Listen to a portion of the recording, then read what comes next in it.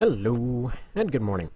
Alright, so, basically the idea here is pretty simple. Gonna be going through the rest of the AI arena fights, just to finish off this 200 AC tournament. Alright, so here is the deal. Here's the spreadsheet up. Hopefully it comes through relatively clearly.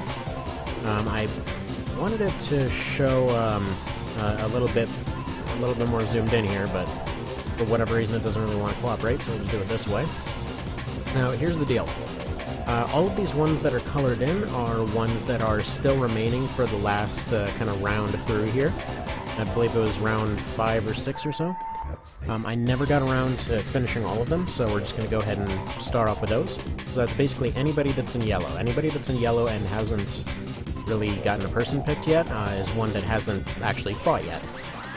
All these ones in blue are ones that are pretty much ready for the very final round. So we'll start off with Doral versus Rouge. Let's get that going. I'm going to try to keep the spreadsheet off in the background here so that it's not going and taking over the entire thing like it did before. Alright. Between these two, it can really go either way. It all depends entirely on whether Doral likes to use his mind or not. And keeps resizing. So yeah, if you see the screen going a little jittery for a second, it just means that it resized again. Really? It did it again? That's irritating. I'm just running into a whole bunch of issues with laptop here today.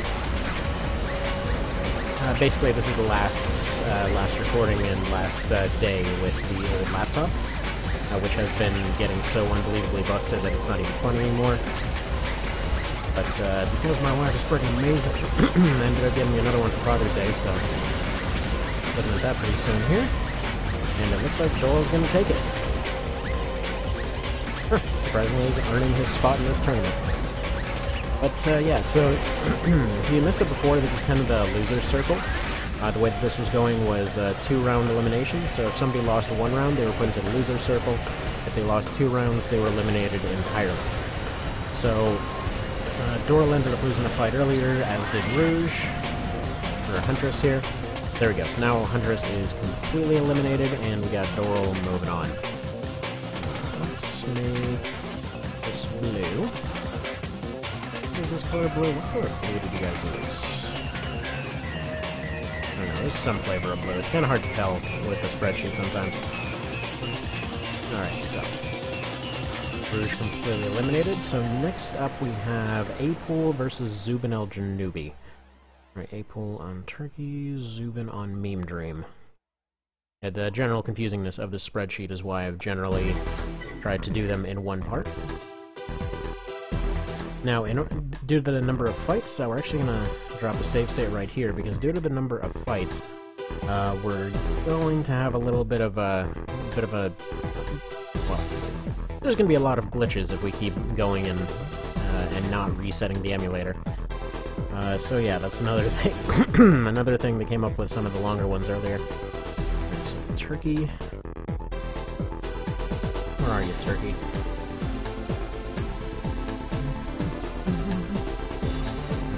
Got Turkey right here, so we got Apool, and then we have Meme Dream way down here someplace.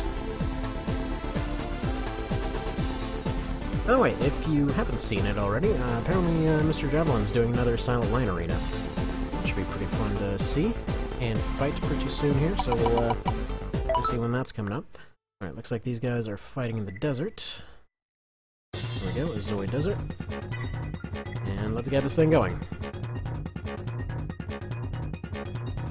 Alright, I will actually be right back. I need to go check on something unexpected here.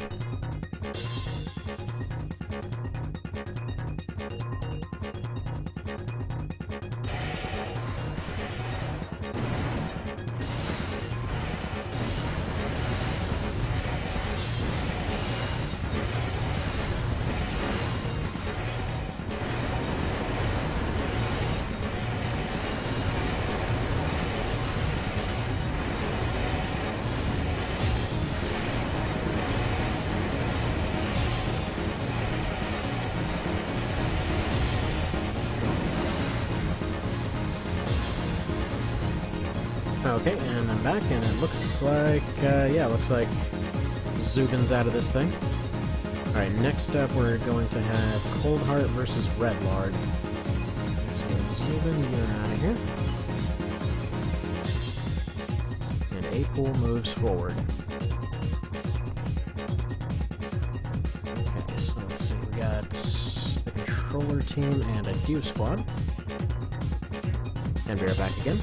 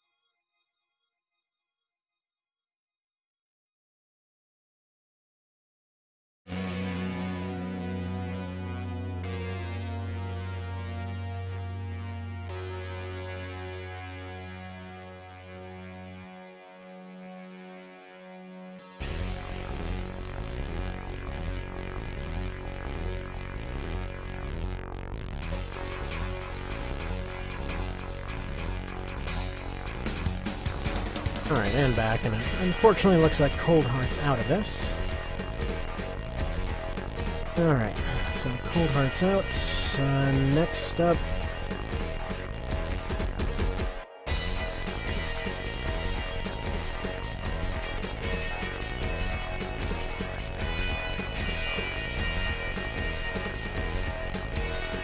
Alright, next up we have Thermidor versus Gunner.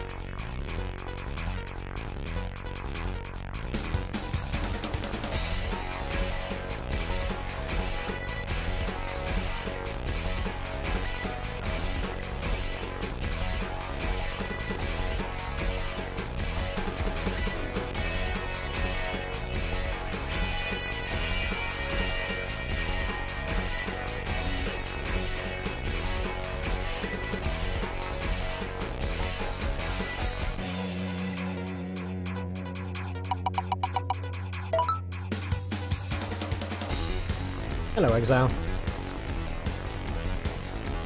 There are going to be lots of on and off here with the mic here.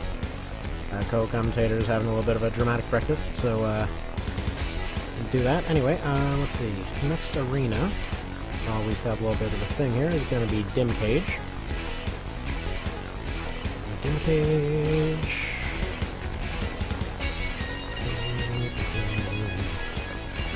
I don't think anybody would ever want to move to a place called Dim Cage. Then again, like it's the apocalypse future, so you never know. Always a possibility. Between these two, I'm gonna say it's probably gonna go to the Gunner, just... Okay, well... Actually, no, it's very likely to go to Thermidor, actually, looking at their armor sets here. Just because of that Griffin in his arm, so... The dual laser thing should kind of rip apart the Gunner here. I was gonna say I kind of expected the Gunner to get a stun lock on Thermidor, but then I saw the arms there, and like it should be just enough stability to be able to resist it, hopefully. No, it's actually still possible. Thermidor keeps running himself into the red somehow. He doesn't really have a tendency to do that very often, so it's... Hey, no. This is still possible either way. Gunner's got an opportunity to catch up here. Especially because Thermidor keeps running himself into the red like an idiot. I mean, all that stuff's kept him alive up to this point, but very likely this will be the end of him here. Yeah, because Gunner's main weakness is he kind of relies on stun a whole bunch. He was previously a band build, by the way. He had the dual HPs, or not HPs, but H3s. And, yeah, this is his toned down, actually allowed in the tournament version. So this is one of Royal's ACs. And, surprisingly, he's not turning it around. Like Thermidor is still just plinking him enough to get it, and this will be the last shot. Or not.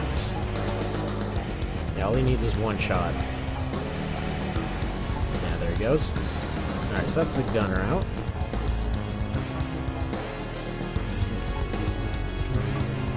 After this, it looks like we're gonna have Fragile versus Pokey. Pokey is still somehow in this. So the Gunner's out. By the way, I'll be putting up the whatever it's called, the spreadsheets in a little bit. I just kind of show what's going on here. We're just kind of finishing off all the leftovers from the 5th or 6th or whatever round through this whole thing. True and Mean Dream. Get that loaded up.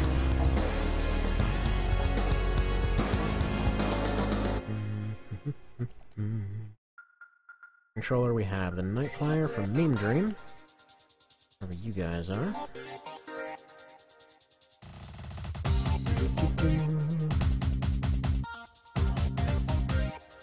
Alright, for Mean Dream we have Mr. Pokey. Arena-wise, what are we looking at? We have Dewlight City. Would be pretty good for Pokey. That's the one with the river. Funny because it always kind of reminds me of the Pokemon games a little bit. I want to say it was Black and White that had something that sounded like... It might even be exactly Dewlight City. It was something like that. But it was this one that I kind of got a little bit too carried away with a set-piece porn, especially for a handheld game. I'm pretty sure nobody's playing the 3DS first graphics. There's really no need to try and show that stuff off. So as always with Mr. Pokey here, he's basically going to end up... Oh crap. Fragile. You fool, what have you done? This happens every time! Like, he's supposed to be a joke, and for some reason every time now, it's just gotten to the point where the other guy could have won. They're like, no, it's fine, I got this. You know, they just let him get close and get friggin' stabbed. It's like they don't know what to do. Like, they're looking at him, they're like, I don't understand. He's not shooting anything. Maybe, you know, maybe he's broken. Maybe I need to go say hi or something. But that's Mr. Pokey moving on to the finale, because that's something that you expect to hear. Alright, we got Old Lang Syne versus the B Generico, so the two blue starter ACs from AC3. So let's see, Storm's team. I'll have the Old Lang Syne. And then which one is it? Looks like the Dew Squad that has the other one. Or so it's a better way to sort these, but you know, this is as good as it's gotten. So yeah, before it comes up again, as far as the B Generico, the reason that he's not Surfire is because he is remade to be a little bit closer to his AC3 counterpart. Namely, the grenade launcher is... he can't use OPI for one thing. Grenade launcher is replaced with rockets. The 1000 MG is a bit worse in this one, that's why he's got solid shell EOs. He never uses his overboost in the intro, he only kind of boosts forward. And other than that, he just likes to stand still a whole bunch. Also, his blade was replaced with a faster blade, just due to general shenanigans.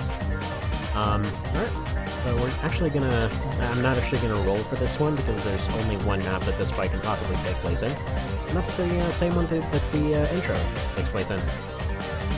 if you were ever wondering if it actually is the same layout, by the way, I went and I looked back and forth a whole bunch, and yeah, you can actually see the same buildings. So, so it is in fact the same one. Like right there, you can see the kind of wrecked bits and whatever else. And whether the map came first as a proof of concept, or you know, whether they remade the map for the sake of the intro, I don't know. But it does appear to be the same layout, so.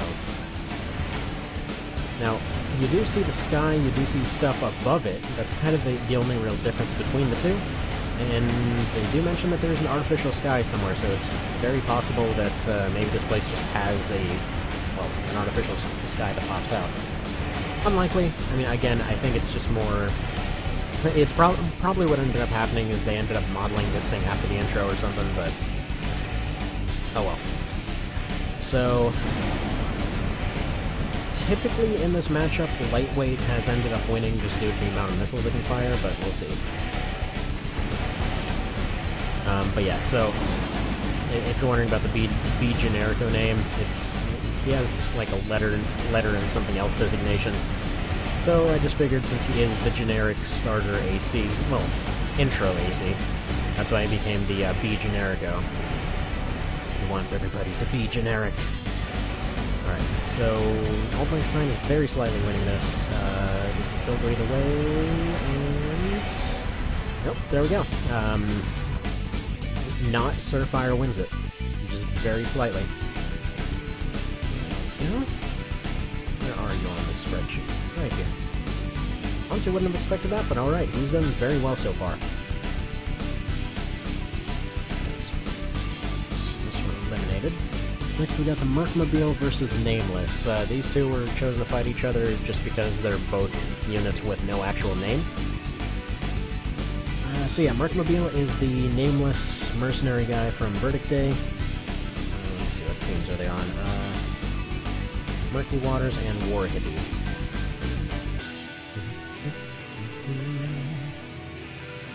So yeah, nameless. They're also both very, very plink-based. We'll see how this goes. Where are you? There we are. Funny, despite even having a list up, this is still something that gets confused pretty regularly. Alright. What does the wheel say? Frost region. Alright. Oh, perfect! Perfect! This is the exactly correct music and everything for it. So yeah, the only time that this music plays is on almost this exact same map when it shows up in Nexus. So, you actually start off kind of where Mercmobile is starting off, like a little bit back from that, and you end up fighting a few MTs and a few of those like annoying vertical AT-AT looking a-holes, and then you end up fighting Phantasma. It's a fun little map. I wish that they had gone and used that thing a bit more, but oh well. Between the two of them, it's hard to say which way this will go. The MG core is kind of OP. But at the same time, the Mercmobile has pretty ridiculous damage, or rather, ridiculous damage sponginess. As you can see here, it's basically taking the Finger, the MG, and the secondary machine gun without any real problems. So, what's even going on here? Actually, wait a minute, I have these backwards. They both have the same... Yeah, they both have rockets, that's what I'm looking at. There we go. Mystery wins it. So the Nameless takes it, Mercmobile is out. Then there were fewer. Kind of satisfying to see them all go down from one loss now. There's a little bit of an endless thing before. All right. So I see two here that seem like they want to mesh pretty well. So we got 13 versus Endymion. Endymion versus, let's see, Sidelines versus Mobile Armor.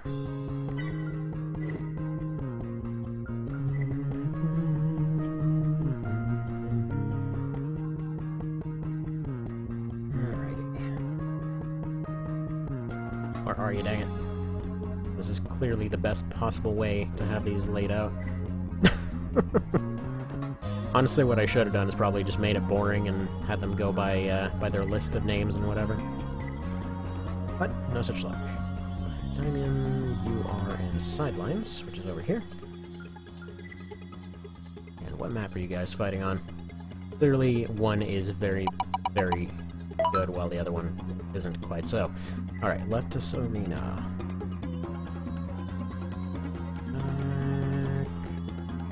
Right here. Alright. Yeah, this is definitely going to the Mavors. Calling it right now. There's no possible way it's going any other way. Up to this point, Endymion has mostly stuck into it due to weird blade shenanigans and, well, just staying really far away and sniping. But he has earned his spot to be here. It's just 13, again, was chosen because of having a relatively similar idea of a lightweight with a rifle blade build. But, yeah, as you can see right there. So 13 is fantastic at aerial blading for some reason. It's unclear why this thing is such a friggin' pro at being spaz, but hey, whatever works, you know? We're gonna look at it from this kind of camera angle to make it a little bit better. What am I looking at here? There we go. That's the one I'm looking for. So it turns out you can actually move the camera freely in this mode. Zoom in and zoom out and all that sort of thing. It looks a little bit janky, but it's a little harder to, or rather, it's a little bit easier to follow some of the fights, I think. Let me know if this is nauseating. Just trying to follow 13 as much as possible here, since I'm pretty sure he's going to be the winner. Although, Diane's pulling off some trickiness here. He's actually doing a pretty good job dodging. It's very... Oh man, he got that last second blade in, but he just wasn't exactly going to compete. But, again, he did earn his spot up to this point. The guy's, despite his crappy loadout, he's been fighting very well. Actually, that's another thing. I really like that so many builds that kind of came in with a massive disadvantage are somehow still around. As usual, the favorite one being Adieu, because that guy's a friggin' champ. Actually, we're gonna have 13 versus Adieu, I think, once we get to the next round. It's gonna be amazing. Alright. So, what do we have here? So, Quebec and Champion Champs are both... Oh, no, there we go. Wildcat versus Champion Champs. Party versus Deliverance.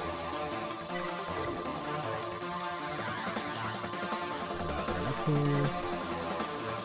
Oh, don't mean to select the arena here.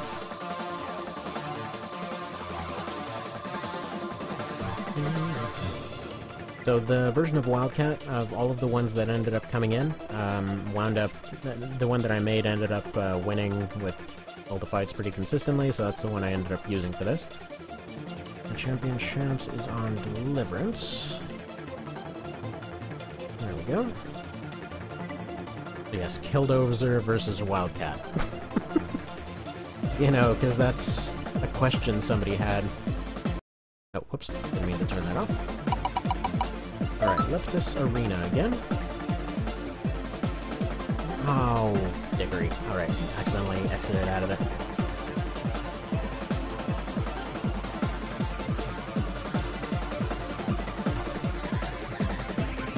A little bit of an annoyance, you know?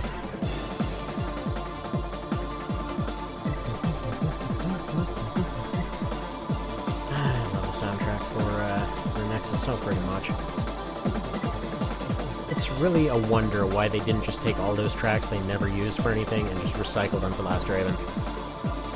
I mentioned this last time during the Howitzer run, but if you ever want to make Last Raven more enjoyable, all you have to do is turn the music off and just turn Nexus's OST on. That's all you need to do. Alright, now I'm gonna say this is... Okay, first off, very appropriate music. Second off, this is... I'm feeling unquestionably going to Wildcat for so many reasons. Honestly, how Killdozer made it this far, I don't even know. Like, I feel like he's made it this far entirely on absolute fluke. But who knows, maybe he'll win something. I almost feel like he's already lost before, I just forgot to take him out or something. But, no, come to think of it, I had him fight... Who was it?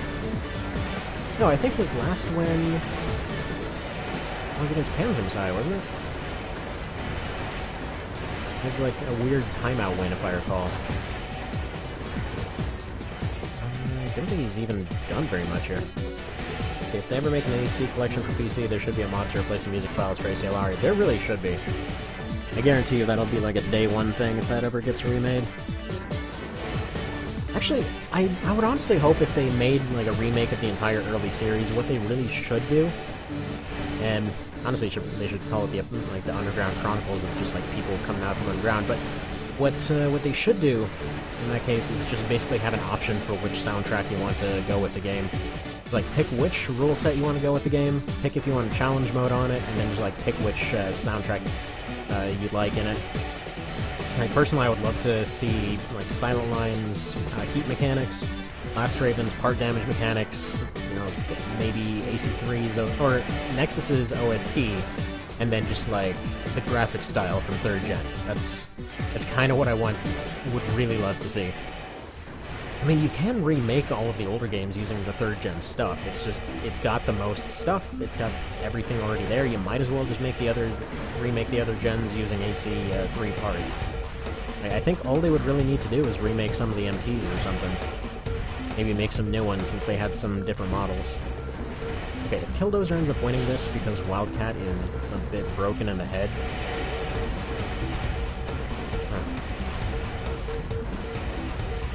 yeah, again, it's a wonder how either of these two made it this far. Also, despite having a very melee-orientated AI setup, Killdozer apparently just never likes getting close. No idea why. Like, his only orders are get up close and cut things, to which he mostly interprets it as stay far away and jump around like an idiot. The reintroduction of Hairstyle Mark 1 in 3rd gen? Yeah, that would be redonkulous. Actually, I'm a little bit surprised that they didn't do that in the LR remake. I mean, they introduced the Mark II. That thing was really cool, but, you know, obvious things of it isn't the Mark I with its ridiculousness. I guess, technically speaking, the Mini-Saw was kind of like the Mark I in a lot of ways. If you get the ammo extensions, it's just like a never-ending barrage of endless lasery death. Okay, so that's Killdozer eliminated. Big shock. Again, biggest shock is how the hell he made it this far. There we go. But yeah, we have Wildcat showing up to the very last round, because that makes sense. Alright. Next up, we have Prometheus versus Shadow Cow. So one of Cow's versus one of Voctor's AC4 remakes. Deep Sea Fish versus Mobile Armor. Alright, Deep Sea Fish.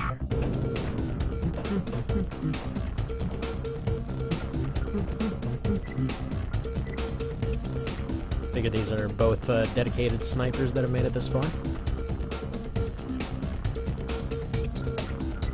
Both dual sniper builds. We're actually going to go probably for Polian range on this one. Actually, maybe Rustfield. Yeah, I feel like either of those maps are pretty much ideally suited for snipers. So let's do this thing.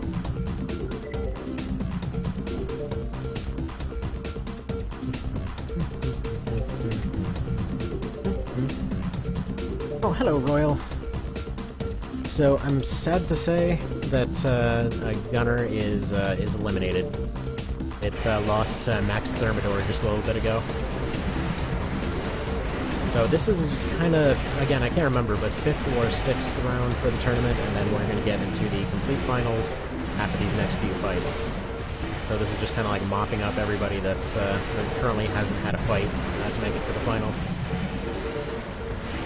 So I think Shadow Cow is going to win it. It's unclear though. Yeah, it's looking like Shadow Cow's going to win it. Unless he runs out of shots or something. Nope, there we go. That's going to finish him off. And that is Prometheus eliminated. If you were ever wondering who would win between a cow and a lifelong sniper, there you go. Apparently it's a cow. So they are out. Shadow Cow moves up.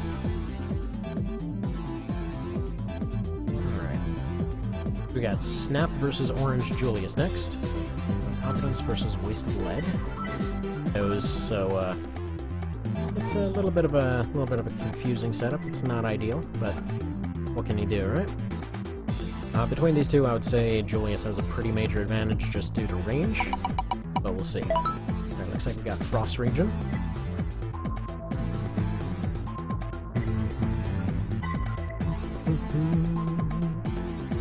Yeah, I noticed people were getting a little bit annoyed by the sheer volume of AI Arena stuff that kept coming in every day, so I figured, you know, might as well get this thing finished off until we do more mini-tournaments or whatever.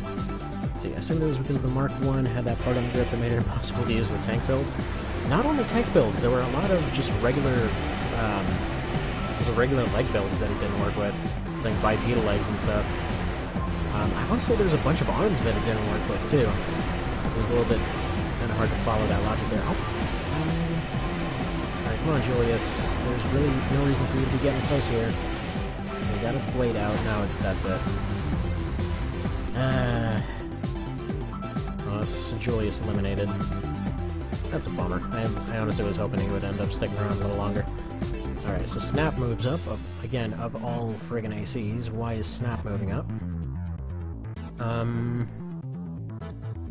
Alright, looks like we got Haunted versus Quebec coming up next, so Strategery versus Storms.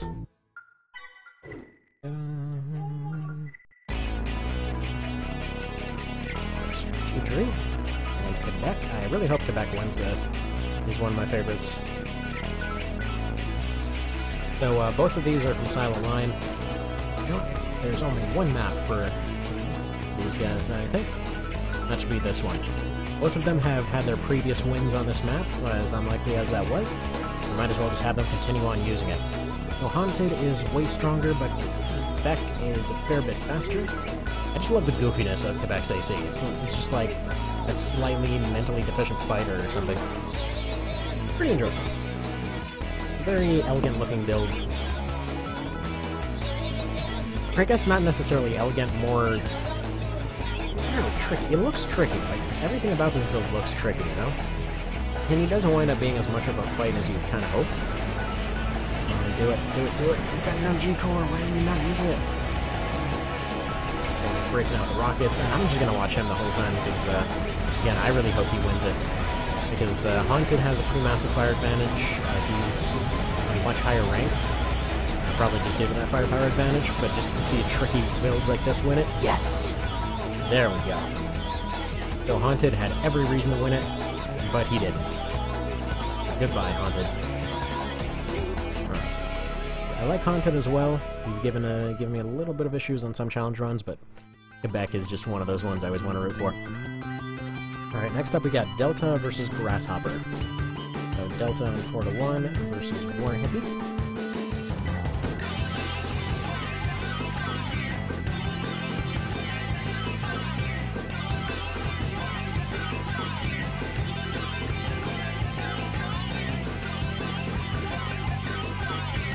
Between these two, they're both pretty much like insta-kill weapon arm builds. Both are rushers. I think this comes down to just whether or not Grasshopper gets the first shot. So roll dim cage for the fight. Let's go ahead and see this happen. Yeah, if Grasshopper ends up getting close and doing a broadside, he's gonna win it. If he doesn't, like if he ends up missing 2 or 3 shots, that's it. He would immediately go to Delta, I would think. Oh, one sec, the child has something that she should not have.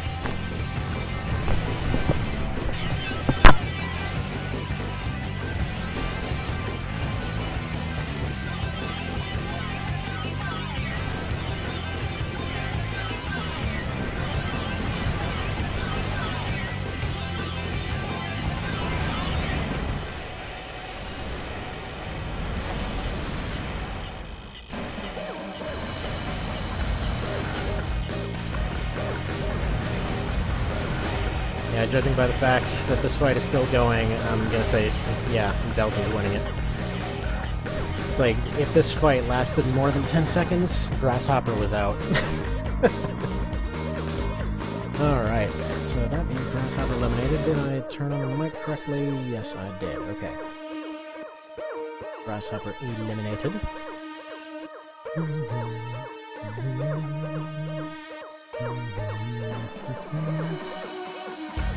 Delta, there you are.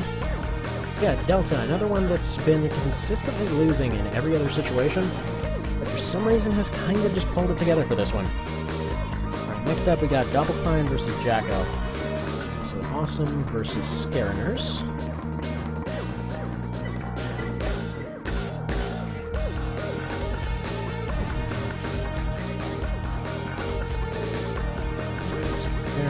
Doppelpine over here with his grenade cannon, and then Jacko with his Carousella.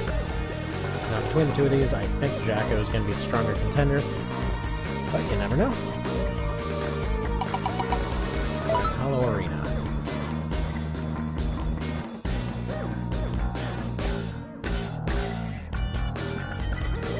Yeah, especially on this kind of map, I would say it's pretty likely to end up going towards Jacko here. Pretty freaking likely.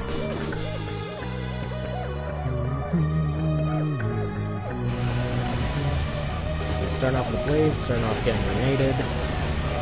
Oh yeah, if he does those close range things, you might win it. Because so the grenade cannon can out-DPS the Sawa, but only if he's able to manage to limit how many times that Jacko actually gets a chance to shoot at him. Obviously, Jacko's turn radius is it's an absolute dumpster fire, so it's possible. It's very possible for Doppelpine to win it. All he has to do is stick behind him, which the AI isn't terribly good at, but sometimes even just doing this is enough. If he's keeping up, honestly, he's keeping up very well. Okay, no, he just lost the lead. He has led. Yeah, if Jacko's just firing the Sawa willy-nilly and not actually getting Doppelpine here. But, okay, grenade cannon's out. Okay, I think Jacko's got it. Unless he pulls off a miracle with some rockets. He might. Oh, man, that was close, though. Okay. Very, very close. If one more rocket had hit, that would have been it. So Jacko moves up. And Doppelpine is eliminated.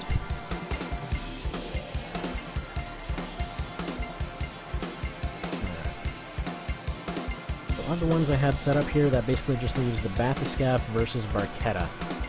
So 25. So that's going to be Team Bathyscaphe versus War Hippie.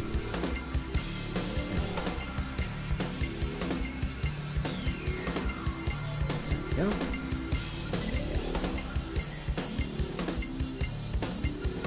And there's the Bathyscaphe. Or the state-of-the-art Bathyscaphe type situation.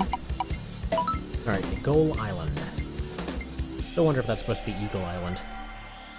I don't know. I probably will never know. So a Goal Island, it's the desert. Red versus blue. Classic matchup here. I would say this is going to depend entirely on heat. So, if Barchetta manages to get Soda Baskets into an overheat, fight's done. If Soda Baskets manages to launch some pods out while Barchetta is hiding in cover or something, then that would be a bit of a different story. And or fire those pods from cover. So far it can go either way. I probably should have seen this from Bathyscaphe's direction. Right, so he's getting a little bit messed up by just natural ECM in the air. I tried to pick maps that didn't have that very much. This one is kind of random. But it should affect both of them since neither one has a radar. So far, Barchetta's winning it, and at this kind of range, this kind of matchup, probably going to have an advantage.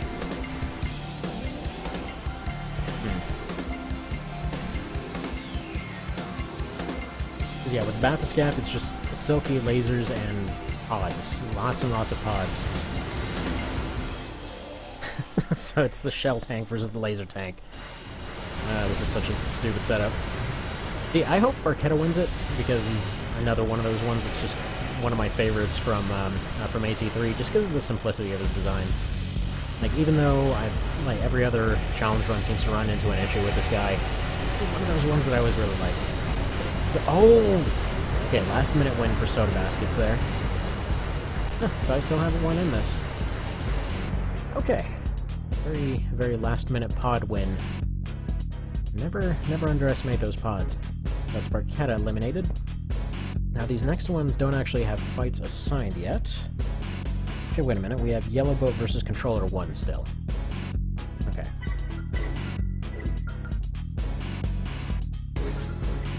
And get Yellow Boat out here. And Apathetic, one of the earliest builds that was actually put together. And what was Isn't some of the one supposed to be controller 1? Okay, so where's controller? So I believe this is the last of the controller AIs that's actually still in this fight. Yes, the other controller AIs have been eliminated. Actually was lamenting yesterday that, you know, why the hell didn't I include that quad in this tournament? But we got Gary block. Gary. Between these two, very similar builds, but I think it's probably going to go towards Yellow Boat. It's possible.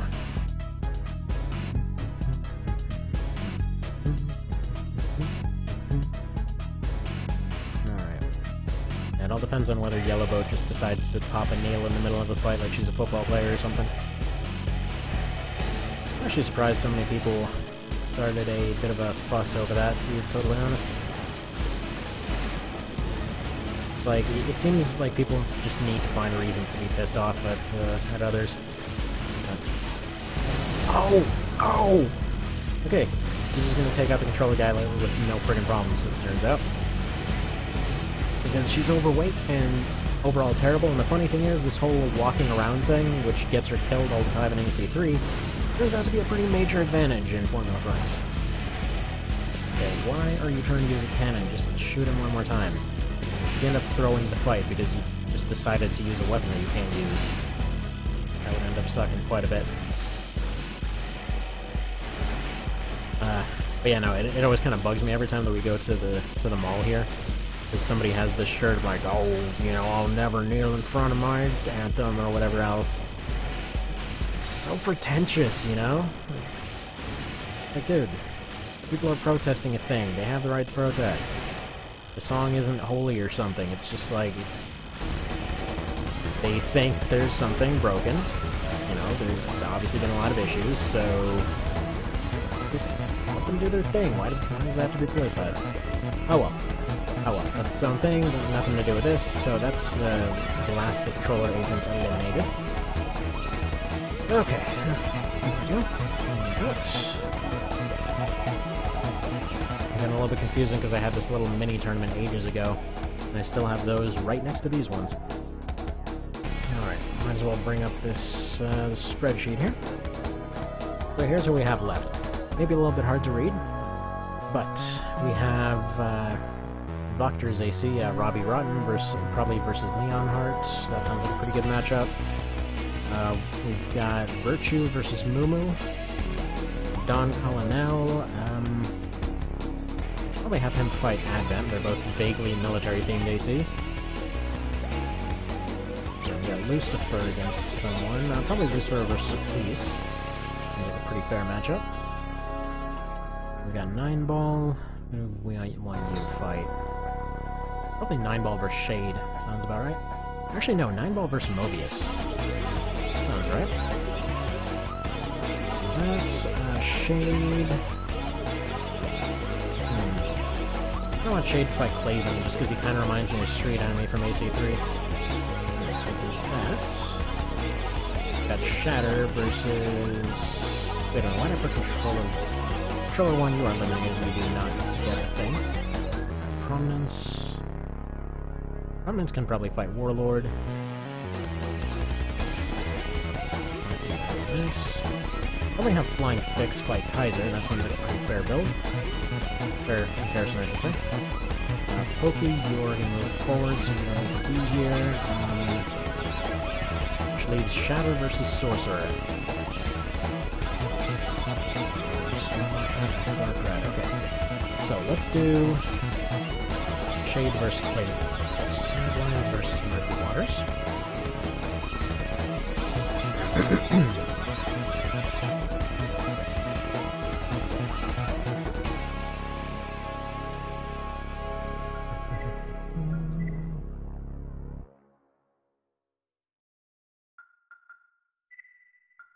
I wouldn't imagine very many people are going to come to the finale of this thing. It seemed like there were a few others that may have come from the Reddit earlier, but, you know, it's one of those things that hasn't been hugely popular.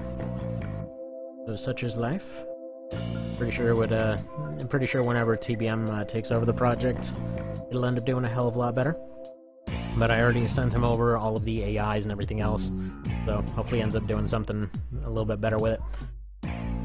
One thing I hope he doesn't go through, though, is the same learning curve of what things should and shouldn't be banned. Like, at first he was starting off a thing of just like, oh, allow all the parts, nothing can ever go wrong with this. So I just immediately went and found him on Twitter. I'm like, look, I've been doing this for over a year now. Just, here's some friggin' commandments to follow, okay? Here's the friggin' 10 commandments of making your ACAI arena, as oddly specific as that is. And sent him the Dropbox with all the AIs up to this point, and all this other stuff. Like, really looking forward to somebody else doing this project, but just so you know, here's a bunch of problems that can happen along the way. Like, don't trust people not to break this system, because they absolutely will, and it's very breakable. Alright, looks like Shade's winning it. Yeah, there we go. That's Clayson out of the tournament.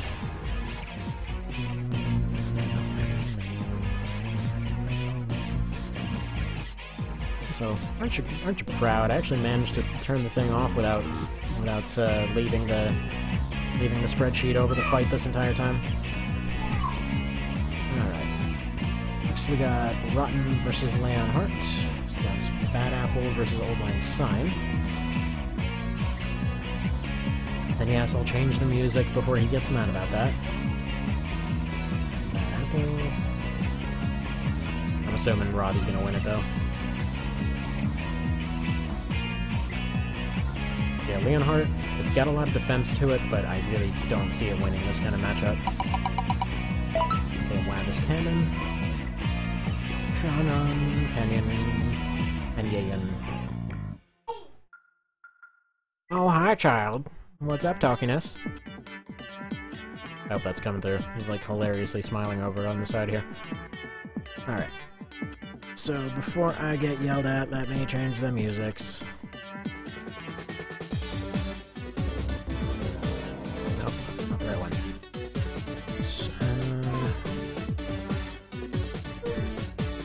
Which version's gonna suck here? Okay, we got a crappy 8-bit cover of it. Let's do that.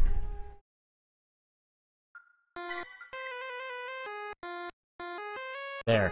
It's technically using that theme.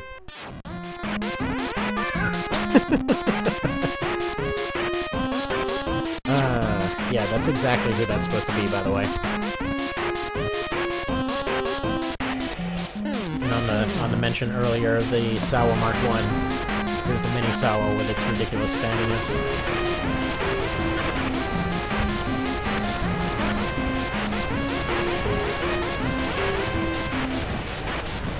Yeah, this isn't even a fight.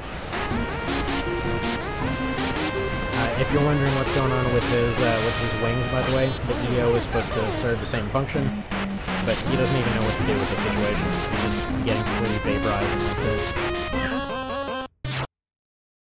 Alright, now we get back to other music that is not ridiculous. Let's put Robbie out in first place here. Hello. Good? Everything good over there? Okay, next up we got Shatter versus Sorcerer, so Betrayed versus Pro Squad.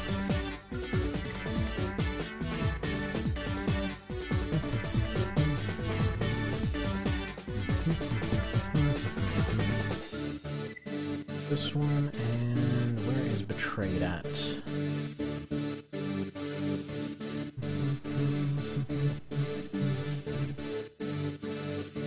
Oh, you're in here somewhere, dang it. I always end up losing where Betrayed is. It's kind of a weird situation. I never remember where I put these guys. Where are you?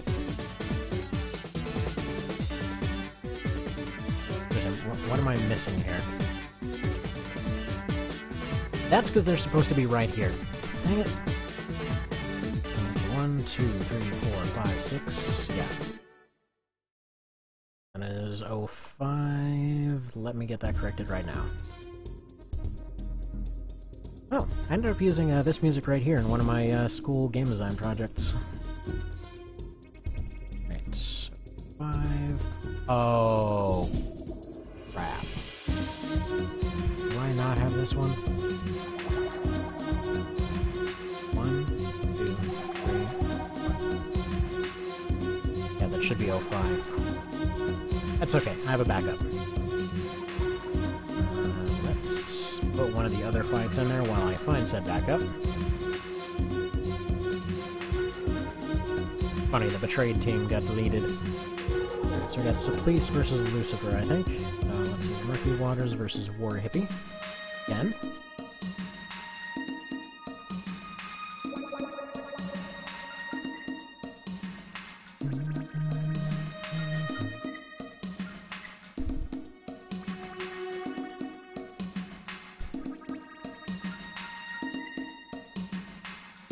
Let's roll that map.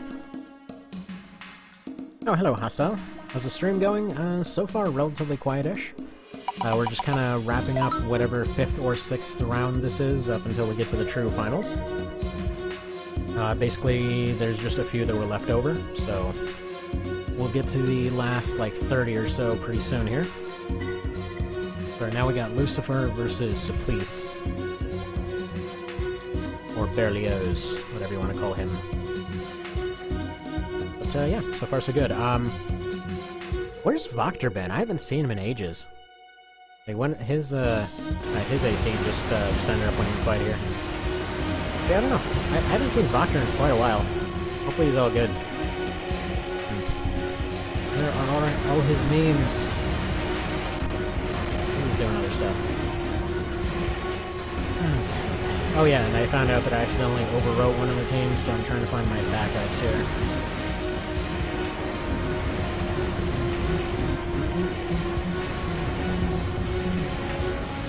Death Stranding trailer, man, hype. Yeah, that thing looked amazing. Like, I don't know why that friggin' baby flicking a thumb thing always just looks... I don't know what's up with that. It's such a weirdly interesting thing. But no, I was worried that it was gonna be a walking simulator for a good bit until they got to some of those later parts. Looked ridiculously cool. All right, so I can't really see who won yet. I'm assuming it was Lucifer. Seen Voctor in a while. Hope he's good. Yeah. Whatever happened to him? Probably add him into this thing.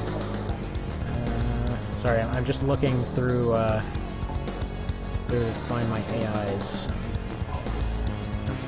Saves, mass tournament contestants. Here we are. Found him. Alright. 5. Unfortunately, some of the quad tournament stuff ended up overriding it, so there we go. The trade team is back in this. Oh wow, Supplice won it. Huh. Somebody called the game the Amazon 2056 Delivery Man Simulator. Wow. Yeah, I can kind of see that. It kind of, I can't remember the name of it. There was this PS2 game where you just like carried a bunch of crap all over the place. And with how much crap was stacked on his back, it just kind of reminded me of that a bit. I hope it ends up being as ridiculous as it looks. But okay, Supplice somehow won that one. I'm gonna have to rewatch that later, because, wow. Would not have expected that. Okay, next up we got Warlord versus Prominence. So, Carnivore versus Tomato.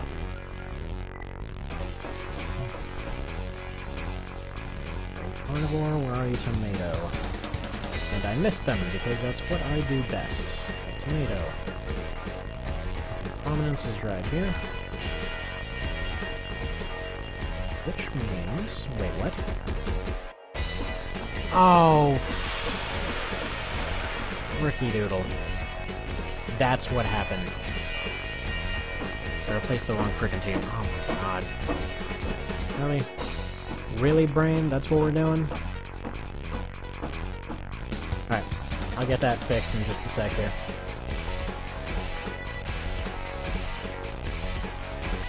Yeah, this is still the... Alright. Hang on. Let me put this in the correct spot here. It's okay, this is easily reversible. Okay. First off, it doesn't need to be T-Auth5, it needs to be S-Auth5, that's what it is. me save as quad 6. And this can be put over here, which means I can go back to the other one and take that thing that I saved as quad 6 and put it elsewhere. So yeah, the save slots in this are confusing sometimes. Go, delete that one, and we should be good to go now.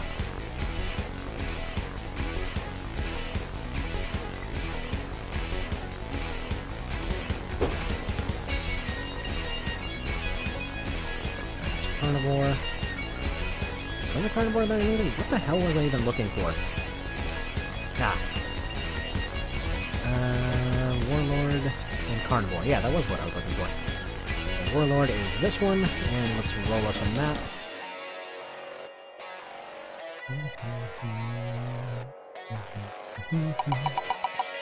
Hollow Arena.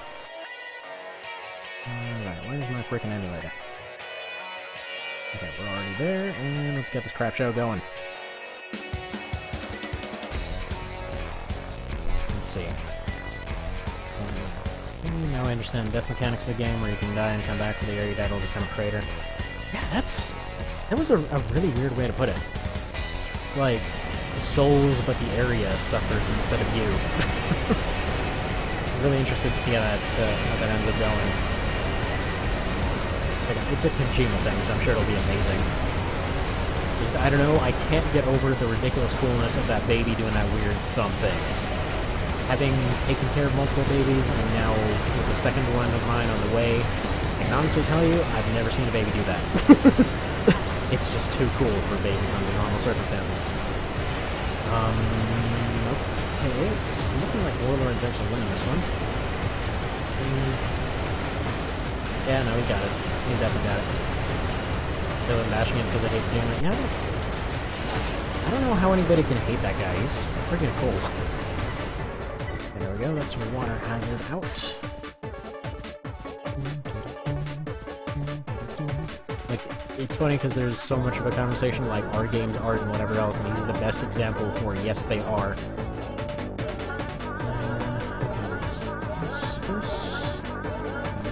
Blue now. Mumu versus Virtue next. There versus Last Ravens.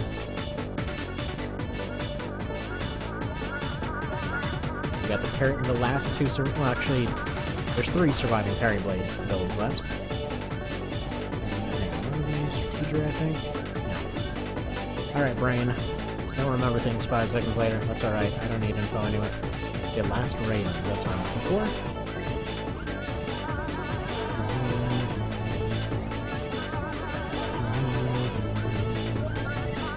Yeah, I love all of those with, I mean, hell, even friggin' Phantom Pain was, like, despite the clear something went wrong here, it was still pretty friggin' amazing up to that point. Okay, so we got a Dusk Arena. Give this a bit of a go here. Now then. Got the Betrayed team. They're in this thing now. Got E005. I'm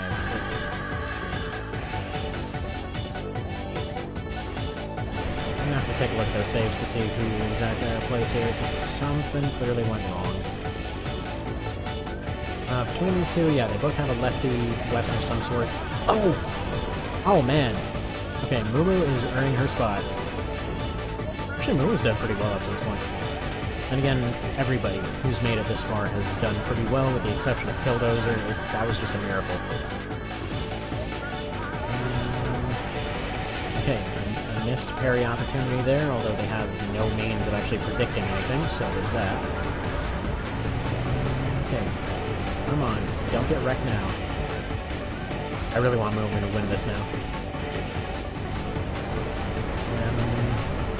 Looking less likely by the second, though. Come on, Momo. Come on. You can parry successfully, I know you can. Or at least use a missile, or literally do anything aside from just miss all the time. Come on. Oh, is it good, Momo? Where's Mr. Cow? It seems like his line. Let's see. PvP had great gameplay, but the substance was very lacking compared to every other game made prior, yeah. And You just really felt just something was very off. It was a very unique feeling that came with the ending of that game, though. Because it's funny because I saw it described in several places, like the very first time you see it, like, oh, I don't see what all the complaints are about, and then just like hour by hour, they're like, wait a minute, but what about, oh, crap, that sucked, actually. Like, over and over and over. Oh, come on, Momo, you just have to stand still. That's all you had to do. All you had to do was catch the dang hover, Momo. Yeah, Konami has already pretty much bent that thing over and had its way with it. They pretty much released a zombie mode with some microtransactions out the ears, and also turned it into a pachinko machine. And it's all horrible and bad times. They're going to screw it harder? Probably.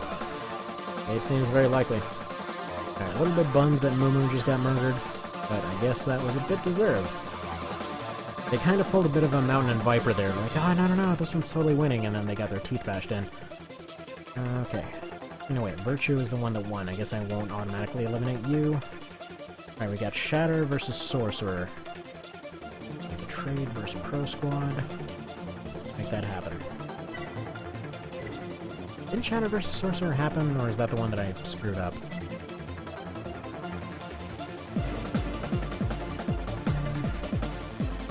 Yeah, that's the one I screwed up. Give me just a moment here. Let's see. 1, 2, 3, 4, 5, 6. So that should be number 5. I know it seems weird that 6 is 5, but that's just kind of how it works in this. Alright, so EWR5. Or SR5, sorry.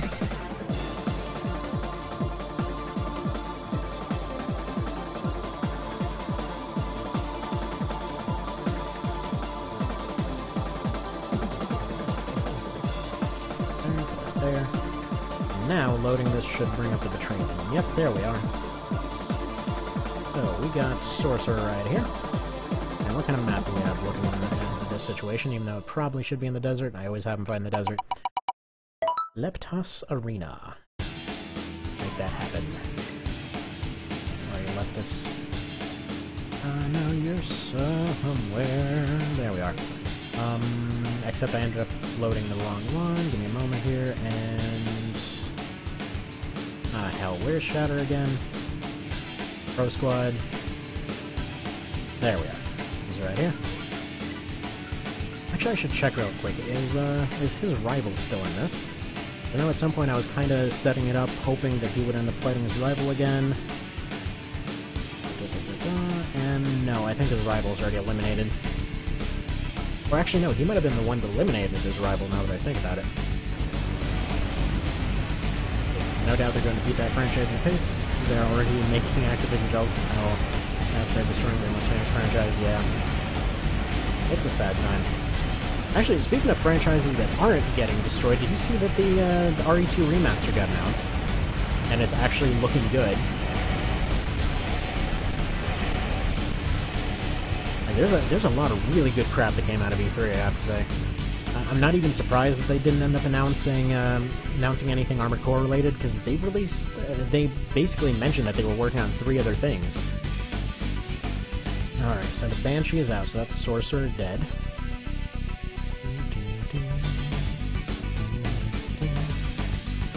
Sorcerer's dead, Shatter is moving on. Now, next up we got Kaiser versus Flying Fix. 4-1 versus Pro Squad.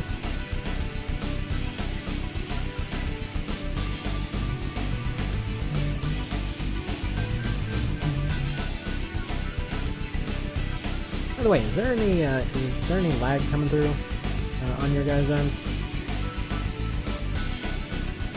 I'm just wondering because I've seen a few people come and go pretty regularly. So I'm kind of wondering if there's a little bit of stuttering going on.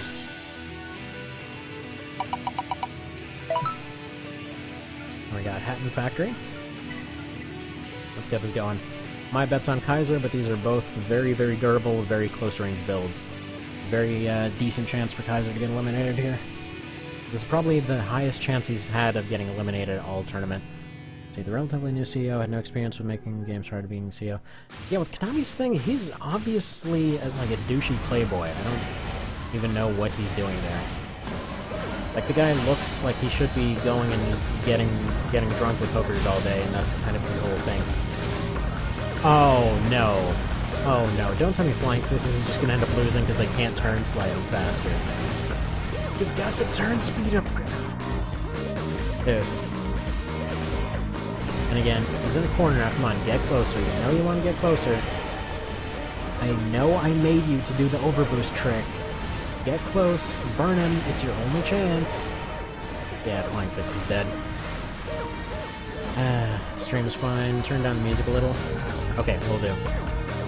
Sorry, last time the music was a little bit quiet, so there we go. How's that? Is that a little bit better?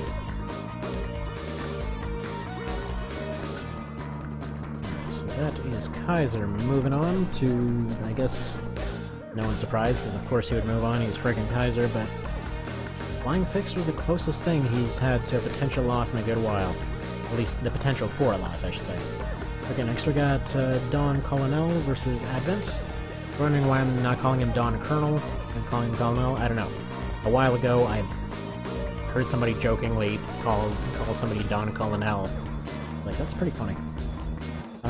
Let's see. Get Good versus Wasted Lead. That's what we're looking at here. So I'll show off the spreadsheet just a little bit, probably after this fight. So yeah, Don Colonel, if you don't know who he is, he's the guy... he's the guy from, I think it was For Answer, that basically shows up and he's using, like, old 3rd-gen strategies the entire fight. And it just doesn't end up working for him, like he's going around boost hopping and everything else, and you're flying around a billion miles an hour. Alright, where are you fighting? Fighting Wasted Lead, right. Again, I really should have just put together a type of situation where that wouldn't end up happening. Alright, so these are both vaguely military themed. I would think Don Colonel would win it, but we'll see. Frost region. We're getting a lot of those same maps. It loves rolling these same ones, it seems.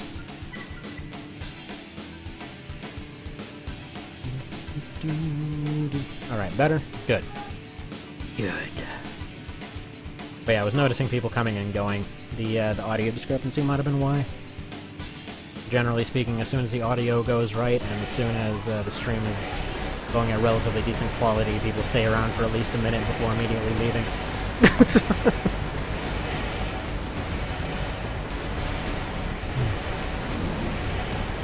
That being said, the highest I've ever seen that number go was like up to 9, I think.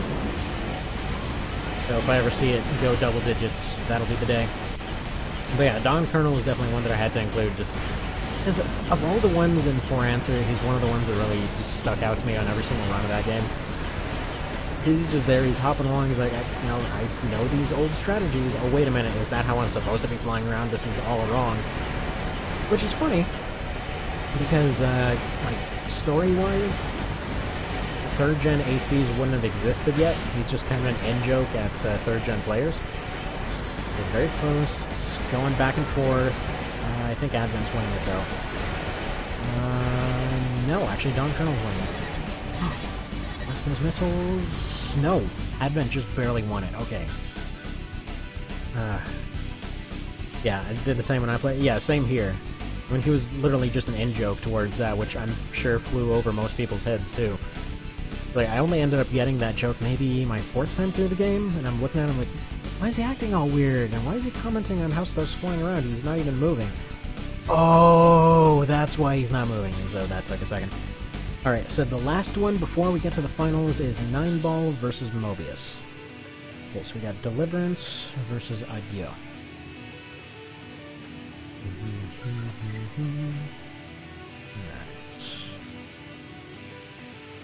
Deliverance. We got Mobius, who again he's had a lot of pretty difficult fights up to this point. Now let's get Adieu Squad. 9-Ball's had a little bit of an easier time, especially since his last fight just straight up gave up. I ran that thing 4 separate times going under different things, and the guy kept just walking straight out of bounds, so I was like, screw it, I guess we're just gonna count it. It was a weird situation. That was the one against Devastator, which I just figured maybe, you know, he's Devastator's boss. Maybe it makes sense for him to just walk out of bounds and give up. The semi-related bad to look at the C4 soundtrack on Amazon. Amazon has it composed as... Isn't that the Final Fantasy guy? Nobuo Uematsu? Yeah, I'm pretty sure that's the Final Fantasy guy, isn't it?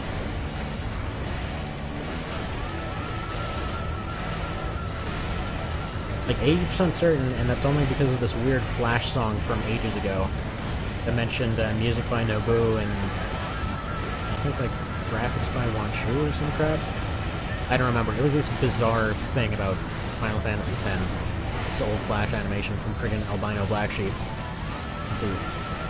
Yes, it is? Okay. Yeah, thank you, old Flash animation, for helping in this absurdly specific situation. Wow. Okay, 9 Balls really doing it here. Very, very, very severely, actually.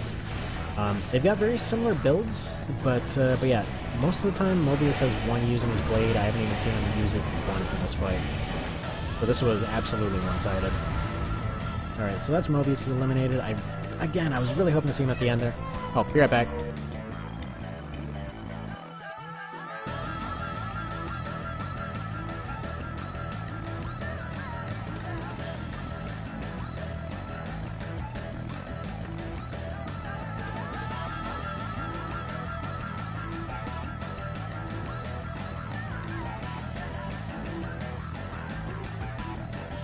Okay, so I'm gonna put up the spreadsheet here, and basically just kind of leave it up here to see about deciding some fights. So let me know if any of these sound like a good idea.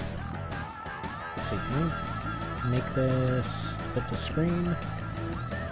Apparently not, hang on. Properties, that's subregion. Let's see if this helps. There-ish, I think? Alright, let's see how that came out. That should be a little bit better. Actually, that wound up almost exact. So just ignore that very bottom line. So Atlas isn't actually in this. Adjust it just a little bit here. Region. Bring this up very slightly.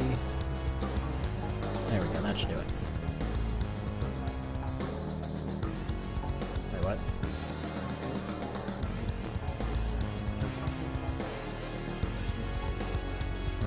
Okay, I don't know why that made it disappear. Oh, what the dickery.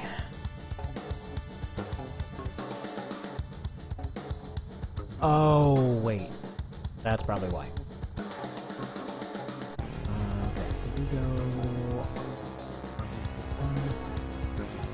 Okay, there we go. That should fix it. I know.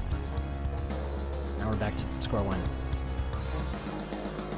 Son of a baconator. Why are you being finicky? Yeah, it just keeps resetting certain stuff.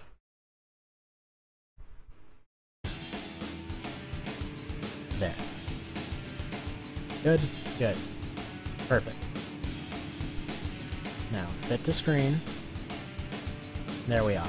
So there's, everyone in blue is what's left. So let me know which ones sound good as far as fights. Okay, Metal Wolf is a big white. Okay, hang on, just one second. Let me get the kiddo over here, and we'll be able to continue on.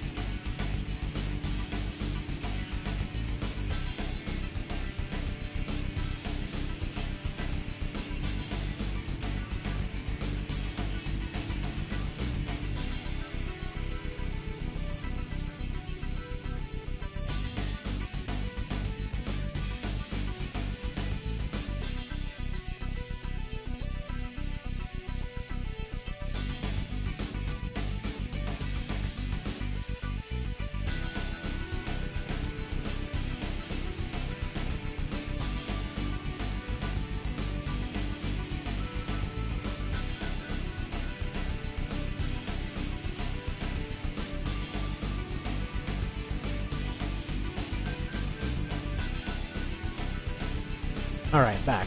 Oh, a Dew versus Jack O. Oh, that'd be amazing. I was gonna do a Dew versus 13, but yeah, that...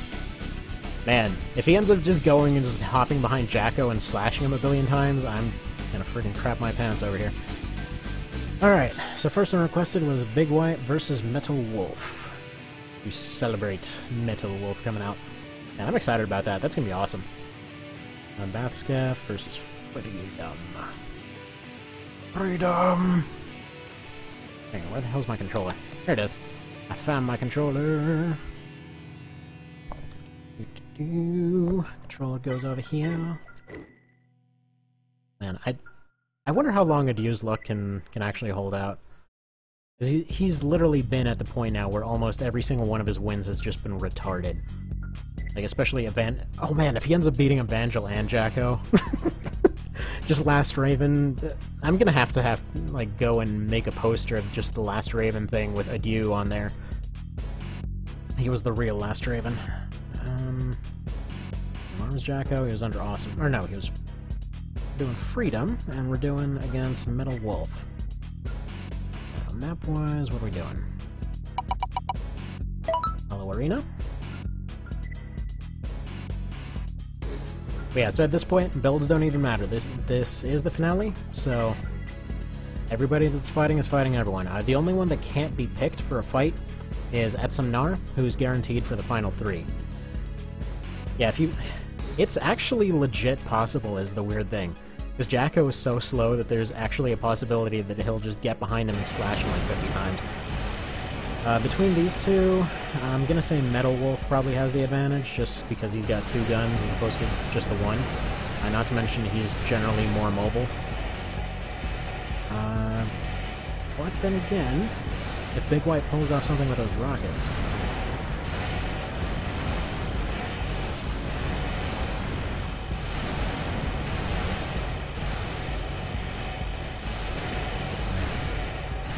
So far, Metal Wolf is winning it. And I expect Metal Wolf to actually stick around a good long while here.